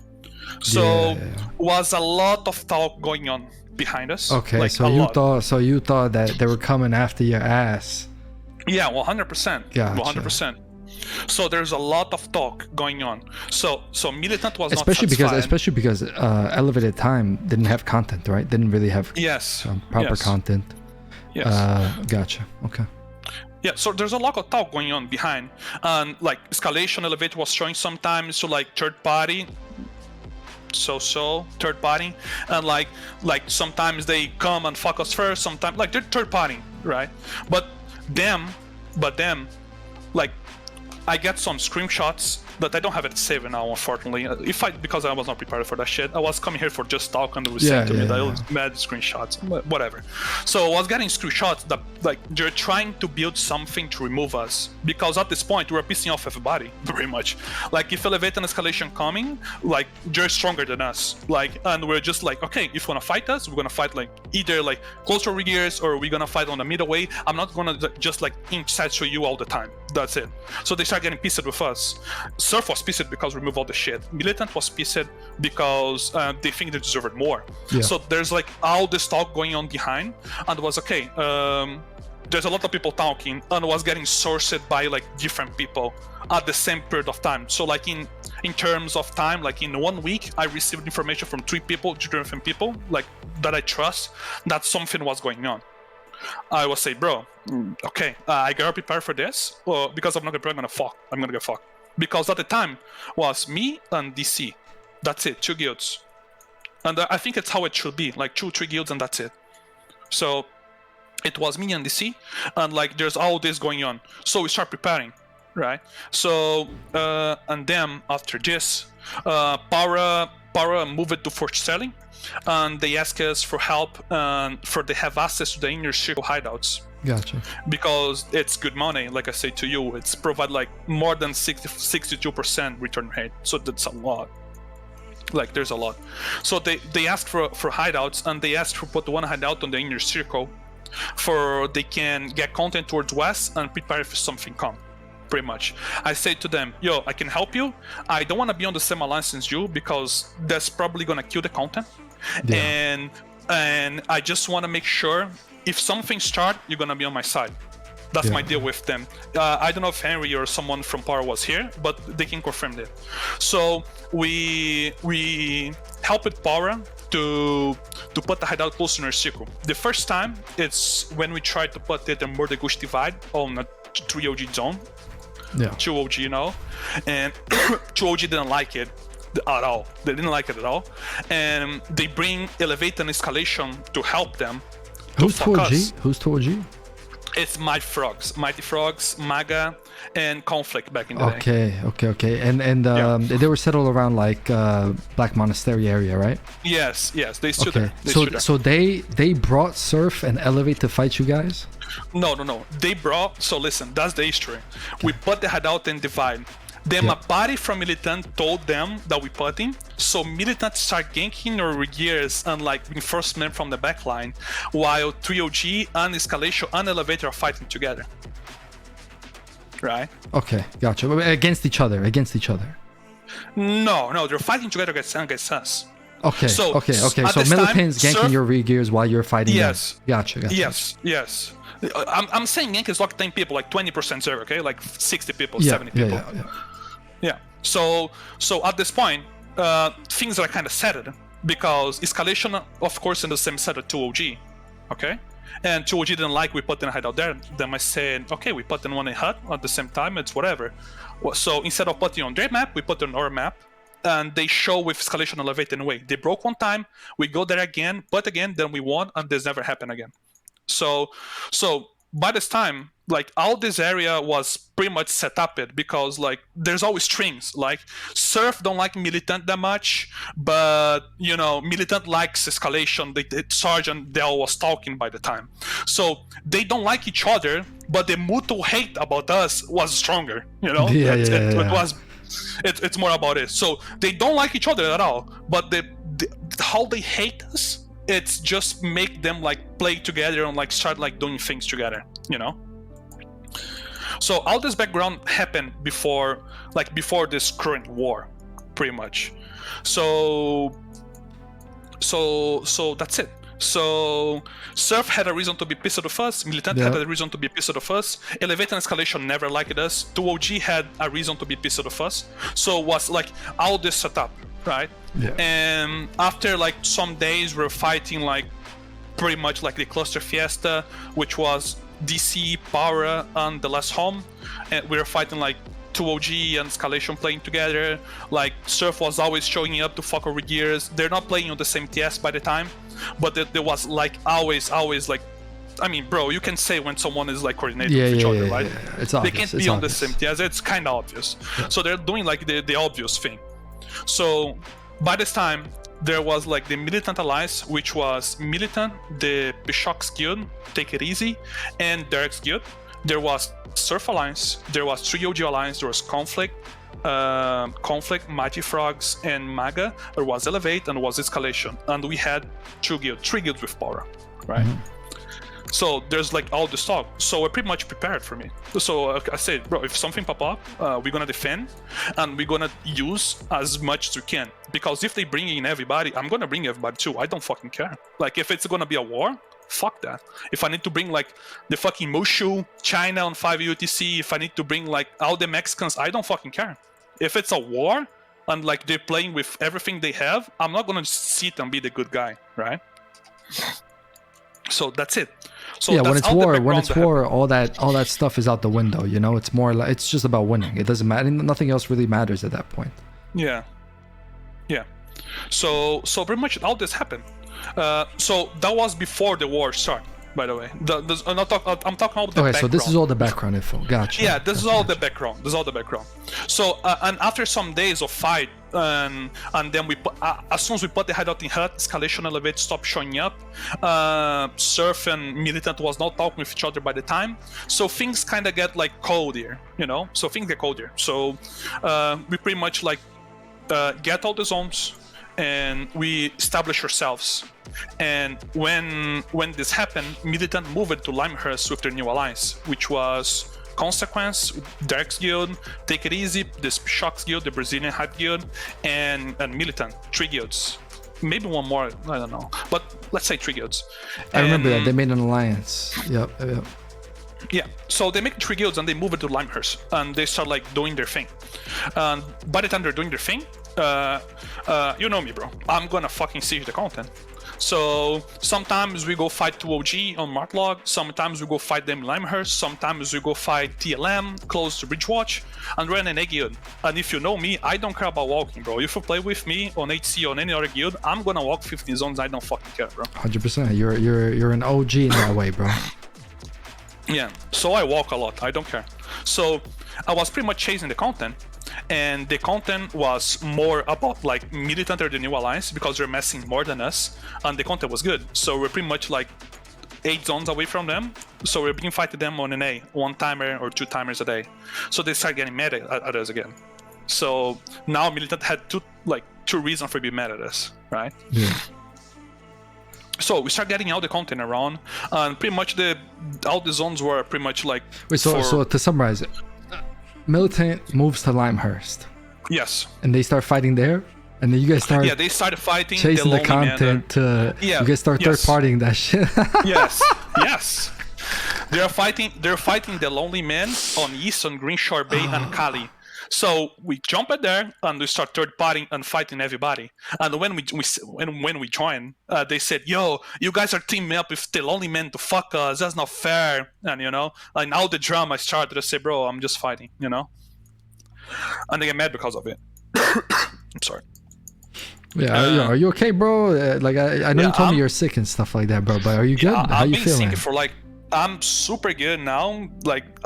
I'm being sick for 10 days. If I'm talking with you that fast now, so I'm okay. I'm okay. I was really. I don't know. I'm not a doctor, but it sounds like monkeypox to me. Yeah, it sounds bad, bro. Yeah. No, it was sounding way worse. Way worse. And were you shot calling in this with this? Yes. Damn, bro. Yes. You're a soldier for that, bro. You gotta do what you gotta do, bro. Yep. That's impressive. Yeah. So we were at the part where you start going over to Limehurst. Fuck the zones that you're running. Who cares? You're going to get good content. Yes, exactly. So we pretty much start fighting everybody, and then the Militant alliance that they had before, they disbanded because the guild that Pishox had, take it easy, they merged into Militant, and Derek was not happy on their alliance. So Derek guilds enter on my alliance. What do you know? I haven't talked to Derek in a long time. Is it what was he? Do you know what he was unhappy about? He didn't like the way how the alliance was doing because the alliance promised them EU content and Militant and Take It Easy was an A. Yeah. So that's it. I don't think it was nothing personal. I think it was just that makes sense. That makes sense. Yeah. So they pretty much jumped it to us. I mean, we gave them a map, and things didn't work out that good with us too. I'm not gonna lie. So they come with us, and Militant was alone again. And then the pre-season came, which was I don't know, a month ago, probably a month ago, and we pretty much start chilling. Our guild start chilling. Take Care started. We get really weak. The last home get really weak because the last Take Care started, and they get most of my good players, and they took a great portion of our good players, and then DSI started, and they get the other half of my really good players. So I lose I had 5 big cores on the guild and I lose 4. So you lost a lot of your Spanish core and your Brazilian. I lost out my entire Spanish core. I lost the raid core. I lost the last one core. Yeah, I lost pretty much all the cores. We'll get down to 180 members at some point. Okay, so we're super weak. DC was kind of strong. They're carrying us by the time, and we're super weak. And then when you're super weak, you gotta rebuild. So I pretty much reform the guild, do all this stuff you gotta do. Of course, many people saw that we're weak. Surf saw we're weak. Yeah, they smelled the weakness. Yeah, they smell we're weak. And then, of course, they're gonna take advantage of it. Sure. And so pre-season came. And when pre-season came, I don't know if you know, but there's a fucking dumbass idea named HQ now, right? Yeah. So you can put HQ and headquarters. So you can be invulnerable for as long as you can. So Surf had a HQ on Drawfield Sink, which was one of our main zones, and Militant had a HQ in Glacier Pass. Gotcha. Okay. So what happened is, when pre-season came, we were not that strong, and we started hammering those HQs in Drawfield Sink and Glacier Pass. So they were just putting HQs in zones that were not theirs, pretty much. So you saw it as why would we let them, right? Yeah, but the Hadas was there before we joined. The Hadas was always there. So we pretty much clean our zones, And by the time we were 2 guilds because Power disbanded. So we were 2 guilds, DC and the last home. DC was like always like side zerg, like 50 men, so they don't mess that many. And I was weak. I was messing like 60, 70 people, so I was weak. So we start hammering the hideouts by the pre-season, and they smell weakness, and they just came for it. So at the same time, we were doing like trying to clean our zones on like Glacier Pass and Drawfield and Sink. We're also trying to expand to north for get some extra money, you know? So we get all the zones on north. That was pretty much free game because there was legit nobody there. Like there was like Team Pilots, which was a Chinese guild who were messing for NA, bro. Can you believe this? Yeah, so they're messing like, and they had like 10 terrace, like 9 terrace. And there was like I'll random hideouts around, and I say, bro, let's put a guild here, let's put all those guys on the same alliance and don't have nap with them, so they can organize themselves, we can get some money out of it and have content around the zones, you know? And that's what we did. So we call one guild and we start putting people there, but at the same time we start like pushing those guys, like everything grouped up. So Team Pilots, Militant, and Team Pilots grouped up together to defend themselves, and then Surf also jumped in the board. So they start fighting like the Surf Alliance and the Militant Alliance, which was Team Pilots and Militant against us. So at this point it was like 2 guilds, or 2 alliances against 2 guilds, and we were weak. And then this like small war started, and by this point I was like, okay bro, like we're getting launched and we're launching on, it's content close to home, like what's better than fucking leave your hideout and walk 2 zones and fight? What's better than that? Yeah. You know? Yeah. So we're getting content close to home, and I say, okay, let's do it. And we start like smashing them. We lose sometimes, we won sometimes, but them they started like taking things a little bit more serious, right? So they start PMing the guys from Vapo Alliance, so the guys we bring here for give them the zones. So I should have the prints too, bro. Hold on. That's okay. We'll take your word for it, bro.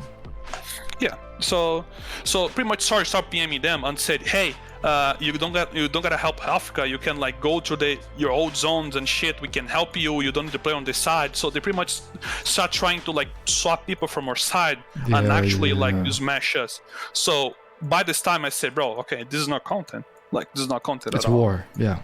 Yeah, that's gonna be turning on something else. People need to understand the difference between war and content. You know? Yeah. People don't understand the difference between those two. It's two different types of content.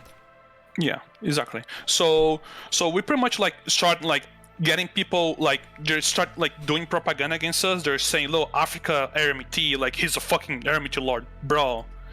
Like many people don't know, but if I would RMT, I would sell my account for over like $20,000 that someone offered me when I quit the game the first time. But I never sold a fucking single silver in all my life, because how I could fucking sustain all the projects I did if I RMT? Like all the money that I made on Last War I spent on Homeless Crew. All the money that remained from Homeless Crew I give to Broke Boys. All the money that I get from Broke Boys get into God's Plan, which is the Angel Guild. And after that he buys some Jordans, so I don't have the money anymore. So he buys some Jordans.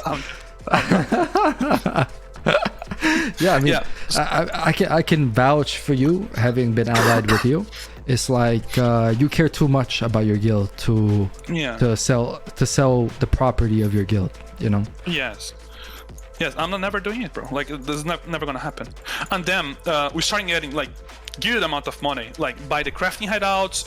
Like we had like 2 zones that we hand drone feed quad 4 hideouts, and we had henchers up on Meldwater, some shit like that. Why you laughing, Sid? The poll, bro. Huh? The poll, bro. The poll in the chat. Oh, yo, you guys, whoever's putting these polls, they're very toxic polls, bro. But anyways, sorry for interrupting.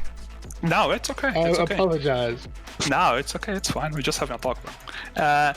So we're making really good money, but at the same time we're making money, like we're like using the money on like getting your gears better, on like work on structure and do all that type of stuff. And of course, you gotta have some money in case something happened. And like things got really fucking spicy some weeks ago. I'm sorry. And It's okay, bro. so things are really spicy. So we start like stocking money, like stocking a decent amount of money, and we pretty much like we're holding because we know something gonna happen real soon. Yeah. You guys are getting prepared. Yes, we're 100% getting prepared.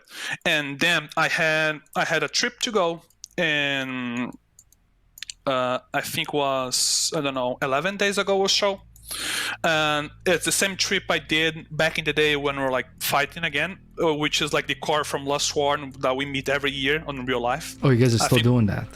Yes, we're still doing that. That's nice, bro. Yeah, we meet every year. We meet every year for like 4 days or so. That's beautiful. So yeah, that's really cool. So I left the city for have a meeting with the boys, and before I left, like 5 days I left, I know they're preparing for when I left, they like get big and try fuck with us. Okay, so I left for like 6 days. The day I left, that's a long time. That's a long time in Albion. yeah, time. on Albion that's a long time. The day I left, they started to put the propaganda against DC. They get some like old screenshot prints for like over 2 years ago, saying that DC was a RMT guild and shit. And I have no idea if this print is fucking legit or no. We get banned by Silver, that's no doubt about it. But like they're like pretty much like putting the fingers on DC, saying, "Yo, you guys are like the worst person in the world. You guys are being robbed and shit." You're talking about that Google spread, that 17-page Google spreadsheet. Yes. Bro, yo, listen, I told Sarge the same thing. We were talking about it when Sarge was here. Me and C tried to cover it on the stream like 2 weeks ago, and we couldn't do it. I literally just scrolled up and down, and I was like, bro, listen, in all my years of high school, I didn't put as much effort into something as that guy put into that, bro. I couldn't believe it. And I'm like, why is he putting so much effort on this? He's already banned, bro. He's already... Yeah, so they pretty much like made all this setup for try fuck with us while I was not here. So, and I knew that was gonna happen, and I told Wimpo, say, yo, the day I left, things gonna get spicy, but we're gonna get prepared for this. So all the money that I stocked on the weeks before that we were here, we start like asking people for help us on ZVZ in case we need. So we're paying Take Care back in the day and Yezirai. That's it. So we're paying them 75 mil per CTA. Okay? At least. Damn, 75 mil per CTA? Yes. What? Wait, you guys were paying them? Yes, we're paying them. We paying them for 6 days in a row. Okay, yeah, I guess you had to. But 75 mil, bro, I could have got you a better deal, man. Who negotiated for you, bro? Yeah, bro.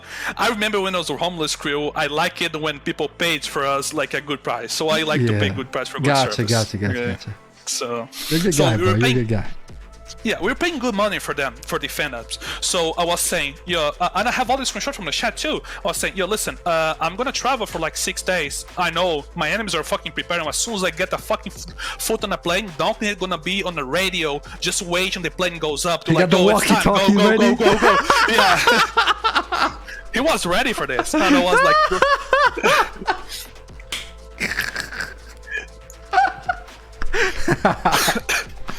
Yeah. He was fucking ready, and I was like, okay, we gotta prepare for this, bro.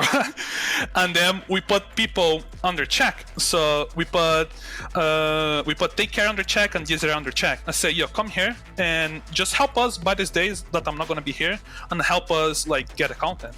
By the same time, they're helping us. Like Escalation also came for third party, but the thing is, I don't believe Escalation is directly working with them, and all those Escalation and the new Momentary, the new Ref Guild, they don't directly work with them. But how it works, they pretty much use them. Like when I say them, it's Surf and like Militant. What they do, they pretty much like put Escalation on a map, and they just surround around. And Escalation gonna try and find the content, right? Yeah. Because they're like the content guild, the hype guild. So they try to find the content, and they're not fighting them, like never. They're almost never fighting them, and they of course always coming to us. So if we fight Escalation, it's in 20 seconds we get infected by 3 sides: by Surf, by Militant, and by any other guild they're playing with them. Okay. Gotcha. And when we get wiped, And then they pretty turn much on each spread- other. No, yeah, they either turn on each other or they spread around the map and let Escalation just kill stragglers. Really? Understand? Yeah. Yes. And there was some incidents that when we don't give them content, that Escalation sit on the map, let them pacify and take the objectives and go home. Okay? So there was sometimes that this happened. It happened on Dead Point Forest area one time, it happened on Dronefield Sink hideout one time. So this happened sometimes. So Okay. it's a multiple time thing. It's not just a one-time event. No, it's not just a one-time event. So Gotcha. this happened multiple times, but like things changed on the last few days. I just think like I don't think they're doing like Escalation just wanna get the content more than anything, but they're getting used by Surf and Militant Alliance for like use their power against us, you know. Yeah. So that's pretty much it. So like was all this background around. So by the time we were fighting Dystopia, who joined the Militant Alliance, we were fighting Militant, like the entire Surf Alliance. Militant PM'd every single guild who had us like a hideout close to our zone and make an alliance, named 9. They of course like they had some talk with Escalation, trying to make it fuck with us too. So they're trying the best to fuck us. Like they're trying the best. Gotcha. You know? Is it working? So it was working before I came back. And then when Yeah, you came so- back, you just got back on a horse. Yes, yeah. So we lost like 3 hideouts. We lost one in Dronefield Sink, we lost one in Dronefield Fen, and one in Cross. Fen and Cross was useless. It was like crafting hideouts who generate 2 mil a day. So we lost one core hideout, and they're pretty much like hyping up. So Surf became by massing 24% to mass 43%. Like they're all like hype it up and shit. So they start like bringing like more and more people. And like we're trying pretty much to hold. So we're paying people to like play for us while we're not here. There's so many people like that offered help to us to join your side and like get things like really big, and we just refuse. Like the Lonely Man wanted to join us, and we said no, not for now, because we don't want to get that big. Like even 2OG, they offered us help to fight Militant, because they say to me, like viewers just say to me, hey, Militant called my help because they're saying that you were squatting everybody in the first setting, but I jumped on TS, there was like 10 people there, and I think it's happening the opposite. If you need my help, let me know. And I was saying, bro, no, it's no need, bro. It's no need. I'm okay. Gotcha. So you could have got more help, is what you're saying. No, bro, I could get a lot more help. Gotcha. And by the time I was like AFK, I was not here, and they pretty much like started like streaming over our hideouts, like putting out the propaganda against DC. They like pretty much broke DC in half. Like they lost so many people against us too. So they pretty much like start like get as max advantage they could, like as max advantage they could.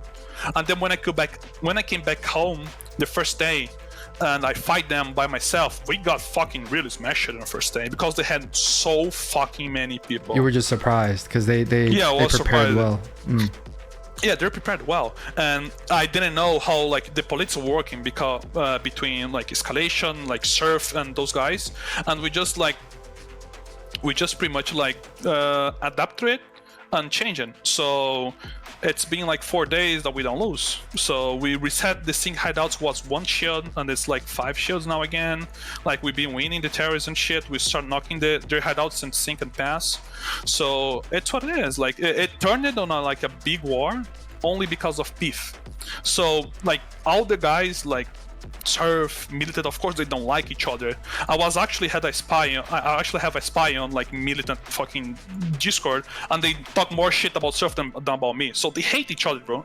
But they hate about me is it's bigger, you know? Gotcha. Yeah, so that's why they keep there together. So it's kind of like when we still had BA and we were fighting, let's say, Elevate and Surf. They hated each other, but they hated us more. Is it that sort of the same thing? Yeah, it's the same thing. Gotcha. Exactly the same thing. So that's it. So Escalation, third party, but of course they focus more than them because of the hate. And of course, the Militant and Donknet is really good at it, bro. So he's really good at using people. So he pretty much used like Escalation Zerg as his favor. Like, bro, yesterday we were fighting Drawfield Sink. Donknet zoned the map with like a 2-2 blob. He ran around, passed through by the 2 Zegs and started knocking their head out while the fight's happening, bro. So, classic. Yeah, it's classic, bro. So that's what they do. Like, they use the Escalation forces, acting like they like with each other, you know, but they don't communicate. So that's pretty much. It's like a silent agreement. Yes, exactly. I see what you're saying. Yeah, exactly. Couple questions real quick. I know you have to go. You probably have CTAs and stuff like that. I don't know. We have like 40 minutes this show, so it's okay. Cool. So a couple questions. Number one. So can we talk about the RMT involving Wimple and stuff like that? Some people, and I brought this up before, right? Because I think it's so stupid. But some people kind of use that as propaganda to go at you, and they say, for example, it might not be you doing it. I mean, first they were saying it was you doing it. Now it's switched, and it's not you doing it, but now it's your ally doing it. So you're supporting it. What would you say in reply to that? Report him, bro. What the fuck? Like, I mean, bro, if you think RMT, bro, please report me, man. Like, the most satisfying thing, it's like when the announcements come ban wave, then everybody starts shaking, bro. I was like, yo, that's funny. And always someone get banned, like, I'll say, yo. Like, bro, I have nothing to worry about that shit, bro. Like, like I said, I'm not worried at all, bro. You can check my fucking entire account, bro. Like, I did some, like, big trades back in the day. Like, when I was playing Goof for GVG for Last Sworn, when I bought a hideout from Del Negro, I did trades for over 1 bill. And, bro, I'm not even worried. Like, people say to me, yo, you're not scared to, like, keep silver by trade and shit? I said, bro, I don't fucking care. Like, nobody has a fucking reason. Yeah. So if someone thinks I'm RMT, bro, please show me fucking proof, dude. Or please just report me, man. Yeah. No, but I mean, what do you say to the people that say that you're supporting it because you have Wimple who's in your alliance and got banned for it? You know? I mean, bro, he got banned. Yeah. So he got what he deserved. Like, if he was buying silver and he get caught, he got banned. So that's what it is, bro. Yeah, for sure. How long do you see this war lasting? Not long. Someone just told me Dystopia is disbanding. I don't know if it's true or not. Is Dystopia an important part, a piece of the puzzle for them? Yes. Why? Because so before it was Team Pilots and Militant, right? Okay. They're one tag, they're one alliance and Surf. But like I said too, they don't like each other. Team Pilots hate Surf. Okay. Militant was pretty much forcing them to play with Surf. So I have the caller PMing me after every CTA. Hey, you guys messing? Because you guys not messing, we're not gonna mess. We fucking hate play with Surf and shit. And they didn't like all the perspective at all. We actually tried to make agreement with them for they pull out of the war, but they refused it because I don't know. Chinese have big ego or like big honor. They don't stop. Gotcha. And they said they hate play with Surf, and they didn't like the war at all, and they're like saying good things about us because we always give them fair content and shit. So they pretty much left without saying anything. Like, people are saying, yo, Africa make a deal with Team Pilots. Bro, we didn't shout nothing. They just left because they didn't like the situation. So they replaced Team Pilots with Dystopia. Okay? Mm-hmm. And so they pretty much replace one guild with each other. So there's Militant and other guild always. Gotcha. So that's it. So they're like half of Militant numbers, you know? Yeah. And big shout out to Perchinia, my brother. He's in the chat right now. Big guy. Yo, big guy. Why don't you bring him back as a secret weapon, Africa? Why don't you bring him back as your secret weapon, bro? It's time for war. Yeah, man. He's playing, bro. I make him come back to the game yesterday. Oh, nice. That's nice to see. Madness playing, too, bro. Or only Perchinia? Madness playing too. That's beautiful, man. I love those guys. All the OGs came back. Coming back for this. Shout out to you, Perchinia. Thank you so much for the sub. Thank you very much too to Mindzine for the sub, and Quit is one of your guys, no? From last one? Yes. 100%. I remember. Thank you guys so much, man. Muito obrigado. Thank you so much. So So speaking of the Chinese, you mentioned the Chinese before. Yeah. So I heard that the Chinese were coming to help you, Big Banana and stuff like that. Yeah, but I heard. It helps. Is it true they only bring like 2 parties though? It's not really their time zone. So it's more about when they want to come. Like, I don't know, they're weird, bro. They're weird. Like I said, the same thing that motivates their hate against us, like Surf, Militant, like all those guys play together, is the same thing that moves those Chinese to play against them. You know, because the Chinese hate Surf. Like, they hate fucking Surf. Okay. They fucking hate so much. Like, they're pretty much like, hey, let we help. And we always say no, because we don't want to, like, things get bigger. But when a war actually starts, I say, bro, fucking come. Why not? Yeah. So one day they bring in 100 people, other day they bring like 30, other day they bring like 60. So I don't know. It just depends how they feel on that day. Yeah, it depends how they mad, you know? Okay, how mad they are. Yeah. What did you think when you made the announcement, right? Can you give us a quick, long story short, summary translation of this announcement that I have on the stream right now? Which one? It's the one that you made basically to tell people to prepare for the war and stuff. If you look at my stream, you'll see it. Hold on. Alright, so the announcements basically say, hey, the day's been like rough without me being here. On our last meeting, I told everyone that I'm gonna be some days outside the game, but like the enemies like play more dirty than what we imagined. It's more than clarified that the war came like higher than the game, because like I said to you, like before, like they waited me to travel to they wait me to travel to like start like a propaganda and shit. Like Sarge makes announcements about my real life and shit. So he said, yo, I hope you're doing well because crypto is that, blah blah blah, because I work with crypto and shit. Yeah, what did you think about that? I think it's so weird, like, because I never talk about anybody's in real life. Like, bro, like they caught anything they can to like put things like on real life into the game. And basically my announcement says like, bro, if a war gonna happen inside game. I'm not gonna like talk mad shit about his real life. I'm not gonna talk like about nobody's real life. I'm gonna prove what people saying to me. So people are saying that I was doing RMT. So I take all the docs that we had from the guild, from our logistics, I put on the announcment, said, if you wanna find something, come here. And we have all the logs from all our money goes, pretty much. Right? Gotcha. And I say, like, if someone wanna fight, I'm gonna use the things to fight inside the fucking game. So that's pretty much it. And like I said, after the last war we fight against each other when I was playing in Levate side, was pretty much the worst day on my day on this game. Like, no, there was not even doubt about it.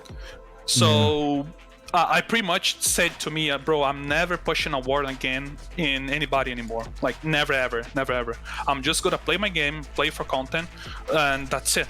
But if someone is launching a war on me, I'm not the type of guy who fucking like get scared and pretty much like wait them fucking like surrender them come back. I fight my fights, bro.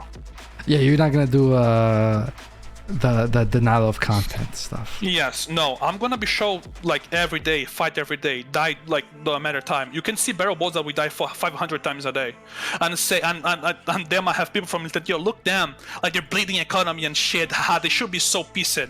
Bro, I was laughing every fucking CTA. It doesn't matter how many times you get wiped, because I'm like this.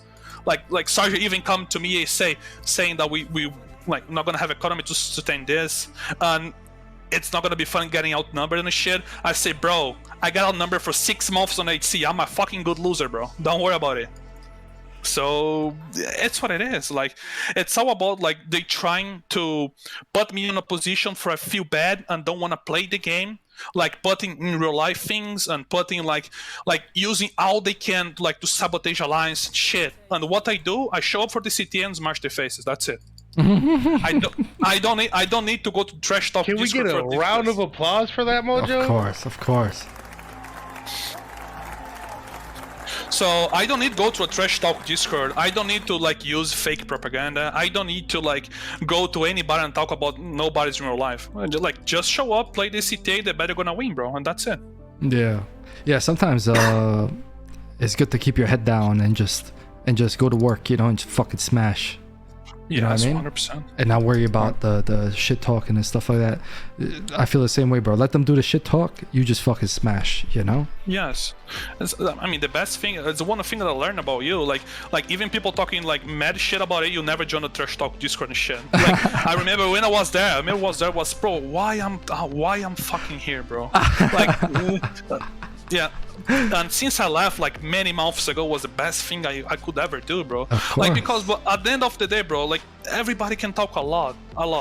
I'm just gonna prove they're wrong. That's it. Yeah. And it's like, it's just spam, because it's like, if you get into, let's say, me and you didn't like each other, but we got into a debate and we started talking and we started debating on this stuff. It's a completely different thing. If you're chilling on a Discord and it's just like 5 or 6 people that spam you all day, there's no point. There's no, it's just turning your brain into mush, into stupid shit. And 100%. Yeah, so I agree. I feel the exact same way. Like what I would do, because I still like when people would keep talking about me, so I knew that when people hate me, if I go to I would join the trash talk Discord, I would type one thing, and then and then let people mob, and then I would leave, and then 1 month later I would do the same shit every month, bro, just to keep people talking. Yeah, it works. That shit works. So if people hate you, whatever you're doing is working because they're talking about you. So yeah, I respect it, bro. And the big thing about it, like, you don't see me like spreading screenshots. You don't see me talking on trash talk. You don't see me like talking mouth shit. What you see about me is the announcements I make on my guild and me talking on CTU with my boys. Yeah. So, and they keep talking about it. So they must be like kind of affected, I guess. Yeah. Do you think, for example, when Sarge said he likes to talk to you through your spies, right?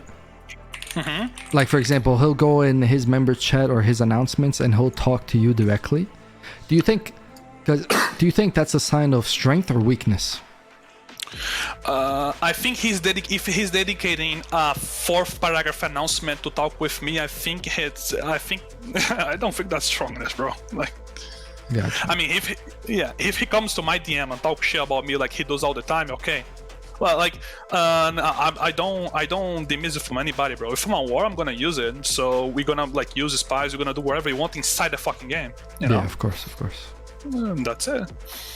Yeah. But even we in war against each other, like, you don't see me talking shit about him. You don't see me about, like, I'm gonna be screaming on ZVZ when I smash his face 100%, but I'm not gonna be like going on Discord and say, yo, how that guy is bad. This guy's fucking RMT. This guy's a fucking trash can, bro. No, dude, I'm not that guy.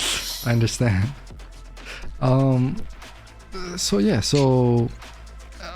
If anybody has battle boards, I don't mind bringing them up. I mean, they don't mean that much to me, but it's still interesting to see. By the way, I hope everybody's enjoying the content. If you like the content, hit a sub or a follow, whatever the fuck you guys want to do. Remember, boys, I don't care what side you're on. You always gotta appreciate these people, because if it wasn't for these people, there would be no content except for your corrupted dungeons, your castles and outposts and all that regular stuff. This is not regular stuff. So I want to thank you, Africa and Sarge, both, because if it wasn't for you guys, like look, we have we don't even have drops on this channel, and we hit almost like 400 viewers at one point, and that's not thanks to me, that's thanks to you, that's thanks to Sarge, because people want to see that, people like the content that the game is much better now, for example, from 3 years ago, but we gotta be honest, this type of stuff is always interesting, bro. Am I right? Yeah, 100%. The beef, bro. Like I was saying to you on the past, like, I think the last time I came here, I was like, bro, like, the fights are not like before, because I miss like all the drama behind it, like all the beef, and like it was the personal thing, there's not like, pretty much you go to the black zone, you fight anybody, and then you log off, and that's it. Yeah. Like, it's always good to have like some beef, like something that actually attracts people into logging into the game, Is that what keeps you? Somebody just needs to come in and like piss everybody off, right? And just start a bunch of problems. Like, that's all that needs to happen. Yeah. It'll happen too. Some new guy will get too big for his britches, and piss everybody off. We'll work with some guys. We'll split coalitions, make coalitions. It's the repetitive nature of the game. See it so many times. 100%. Is that what keeps you going, Africa? Like, let's say you didn't have this war, would you just be kind of bored? If I didn't have this war, I was probably doing like good content run, because I think the NA on the game is pretty revived now. Gotcha. So I think the NA on the game is more about phases. Sometimes it's like popping off all the time. Sometimes it's just so fucking boring. I mean, I would be trying to do something. I would be like probably playing less. But like all this type of stuff like makes me play 100%, bro. Like we're amassing like mad numbers, like 140 people. Like we're down like to 200 members, and I have like 70 people joining after I make the announcement, because everyone wants to see me like screaming. Everybody wants to see me like you know, when you call with the angry on the voice, you know. Yeah. Oh yes, I love that shit, bro. So people like it when it's something like when like it's beef, it's personal, you know, things get spicier. Yeah, I love it, man. That shit puts a smile on my face, bro, because for so long I had nothing to sit back and enjoy, you know.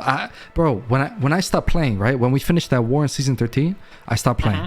Okay, a month later I'm still not playing, I get banned, all right, whatever happens. But I'm like, okay, yo, for once I can sit back and enjoy the drama from the outside, you know. And but guess what? Nothing. There was nothing, bro. Yeah. So now this time comes, and I'm like, yo, finally, bro. Like, so to me, that kind of saves the game. Of course, the game is healthy, but to me, at this level, the people that like the wars and stuff like that, and fighting for not just content, but a little bit more than that, with more stakes, more to gamble, you know. For everybody that enjoys that, to me, it's a game saver, you know. So I'm happy, bro. I'm very happy about this. Thank you so much, cool. Africa. Is there? I feel like everybody should have a list. You know, like if you don't have a list while you're playing the game, like for instance, you know, you want to run somebody down that you just don't like just in general. Like a hit list. Yeah, like a hit list. Like do you have one? Do you have one? You should make I got a season 17 hit list. Hell yeah, you better believe it. KingMoJo, you should make a hit list for every person who come here, bro. Oh, that's a good question. Fuck. Yeah. Like, who would they choose to go after? Who's on your list? Is it just Sarge right now? That's it? Dominant Sarge? I don't know, bro. Like, I didn't like Elevate at all, but they gone. Like, I had nothing personal with Escalation. I think they just love my fucking ass. But I have nothing against them. I don't know. I would say probably Dominant, bro, because it's fucking trash can, bro. Like, just that. But I mean, I don't have nothing personal with anybody on the game. Like, to be honest. Yeah, I figured. Like I'll tell you why. And I can't speak for I was gonna say Elevation. I was gonna speak for Escalation, but I can't speak for Escalation. But from my perspective, from the outside perspective, I would think that the reason that they don't really like you is because there's no so they're the number one ZVZ guild right now, right? Yes, by far. But the thing is, when you talk about that doesn't really mean anything in the short term, you know. It's about the long term, right? How long you can keep it for the long term, right? We both agree with that. So when it comes to history and it comes to ZVZ guilds, who's playing right now that has had more success with elite CVZ guilds than you? Yeah, I don't think it's nobody. So to me, it's kind of like you've been on top for so long as a ZVZ elite guild. Of course, now you're more chilling. You're like, it's not Homeless Crew. It's not Last Warrant, right? It's a completely different guild. So, but the thing is, people have a short memory. So they're on top now, and now you're a little bit down low. And they see it as like, now's my chance to talk shit, you know? Yeah, probably. But that's just my opinion, bro. Yeah, I think it's kind of it. I think it's more about like you said, like I have my time to show that I'm better than him. You know, I think it's something like that. Yeah. But like I said, like I don't think there's like much space for you to be like super fucking good on the game right now.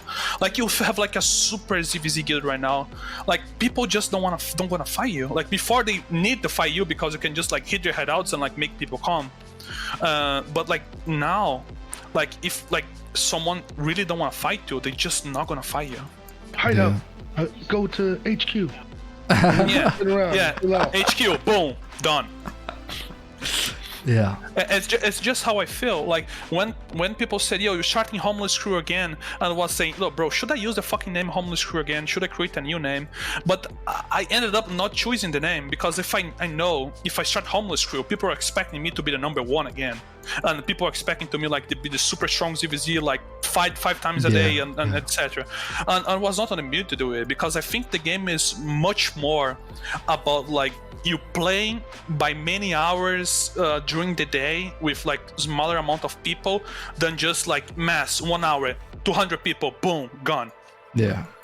You know, I don't think this is how it works. No. So you think long term the big elite CVZ guild playstyle doesn't work anymore? If it start coming, if it keeps going on the same way, I think it is. Like I said to you, I think the meta gonna be you have smaller guilds with good quality. So like instead of massing like 200 150 people, you have like a 200 man guild that mass like 70 and fight everybody. That's it. I think that's how it's gonna be. Like the super quality gonna be small, and the and gonna be like quality versus quantity, or like quality versus quality, no classic QE, like fronts or like multiple fronts and shit. I think it's gonna be like that. Gotcha. You been having fun? Bro, I'm having a lot of fun. Bro, if I'm sick like that, I'm calling it's because I'm having fun. Gotcha. So yeah, since I came back, like it trashed me come back to the game. Like actually yesterday I opened a stream because I want to test it if my PC can like do ZVZ and stream at the same time. And I just opened a stream, I didn't tell to anybody. And Plush give me like 120 subscribers, and like I had like 340 people on stream out of nowhere, and I had nothing configured. 340 people? Yeah, 340 Wait, people. you were streaming yesterday? Yeah, I streamed it for 1 hour yesterday. Oh, that's fucking sick, bro. Yeah, and for 1 hour I got like 340 people, like 120 subscribers and shit. And I That's didn't tell sick. to anybody. Yeah, I didn't have any notifications. Like if someone give me sub or donation, I didn't even know they were doing that because I had nothing. I just opened for test my PC was working, and someone get the link from the stream and start entering, spamming it everywhere. Are you gonna start streaming like the CTAs and shit like that? Or? Yes. I'm planning to do it. I'm planning to like stream the war, bro. I'm planning about like start a stream by 00 UTC, like keep going, like show our masses and show like who we're fighting against, like even show our TS if needed, and show our face, you know, like people saying that I'm a fucking devil. I mean, let them see what we do, you know? Yeah. It's tricky though in the war CTA. Like I used to when I first started streaming, I was streaming the 1v1s that we had versus Elevate. We were streaming the 1v1s that we had versus Elevate. But the thing is, and we won those. We won those on stream. It was like season, I don't know, season 9 or something. But it was like you have to play different just because you're streaming, you know? Like every single move has to be a little bit different. It's very hard to do, but I mean, you're experienced as fuck. So for you, it's not going to be that hard, but it's still tricky, you know? I don't know if I recommend the streaming the war stuff without a delay. I mean, you got big balls for they're that, gonna bro. Yeah, I'm gonna do it. I don't care. Fuck it. I mean, fuck it. Yeah. I mean, they're gonna camp our hideouts. They're not gonna let us bank. Like things gonna get harder. But I mean, bro, I'm of the type of guy. Like I don't do like the dirty shit. Like I don't camp for other people hideout. I don't want to prevent other people from banking unless it's fun, like actually war. Yeah, you know? like Because serious. Yeah, if it's not serious, like people should like have fun, and that's it. Okay, so this war you don't even see it as one of your hardest wars.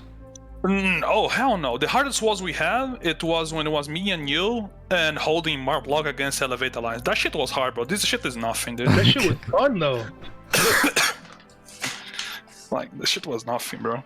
Gotcha. So for you, this is like practice. No, I don't think it's practice. I think it's like entertainment, and it's good to back to the like old roots. You know, I think it's back. Like I don't mean like I changed the Discord profile and shit, like making war announcements. I'm not doing this for so long, and it's fun. Like people like see that I'm committed again, and I want to like playing for the objectives and shit. I think it's good for everybody. Gotcha. Bro, that's sick, bro. I really enjoyed this, by the way, man. I really enjoyed this. Are you gonna be streaming tonight or no? I don't think so because I was supposed to configure my stream instead of being here. So I'm Oh, lazy gotcha. motherfucker, bro. My bad, bro. I'm sorry, bro. No, it's okay. Tomorrow I stream. Tomorrow I Okay, stream. so tomorrow he's gonna stream. What's the link to your shit? I think it's Africanow. I remember you streamed before. You were getting a lot of viewers before. I remember that. Yeah. Let me see if I have it so I can make sure. Yeah, I still have less one profile. Now. Yeah, it's Africanow with 2 8 before then. 2 A's. Gotcha. 2 A's. Yep, I found it. Yep, I see the last one. Boys, I'm gonna post it in the description real quick. Go follow him because he's gonna stream the war. So, and by the way, let me know if there's like if I can go, if we me and Seed can go through the VODs and like react to some of the videos and shit like that. Yeah, I can start posting the VODs. Like yesterday I had TS unmuted, I have Discord unmuted, I have so many people talking so mad shit, I was kind of scared to get banned. So I was like, yeah, I'm gonna let the vote today because I have no idea what's gonna happen the next days. I'm gonna configure it and come properly. So tomorrow I'm probably gonna be start like streaming properly. Yeah, just don't put you're not gonna put the Discord chat, right? Like you're just gonna put TeamSpeak and you or what? I have no idea. Yeah. Okay. Well, either way, we're gonna watch. That's for sure, because that's the type of content I like. So I'm gonna let you get out of here, bro, because you have CTA. I have CTA in 5. Yeah. So we're gonna let you go. Yo, bro, you're one of the people that I love talking to the most in this game. Just know that. So cute. So cute. So shout out to you, bro. Thank you, bro. You're a fucking beast, bro. So yeah, I hope that people enjoying seeing both sides of the same issue and they can like get their own perspective about it too. I think it's fun. Yeah, I think that's important, right? Because whoever's driving the narrative is usually like it has the public perception, obviously, right? Yeah. So here's how what we wanted to create was a neutral ground where both of you guys can tell your side. I think that let's accomplish that, Yeah, 100%. Yeah. So I was gonna say. And we're trying to do it so it's not, so people are not worried that we're gonna ambush them and make them fight against each other, shit like that. You know, we make sure that both sides have equal opportunity. You know, equal opportunity. So that's pretty much it. Yo, shout out to Africa, shout out to Sarge for both coming in here. You're a fucking beast, Africa. Thank you, bro. All right, man. Good luck in your CTA, brother. All right, peace. Yo, have a good stream. Yo, thanks everyone for like hearing me, and I hope it was fun. I'm sorry for the cough because I'm kind of sick still, but thank you for the time. Yeah. Yeah, I hope everybody else appreciates his time too because he's sick. Remember that, right? Yeah. Thank you, Africa. Love you, bro. Thank you. Peace. Bye.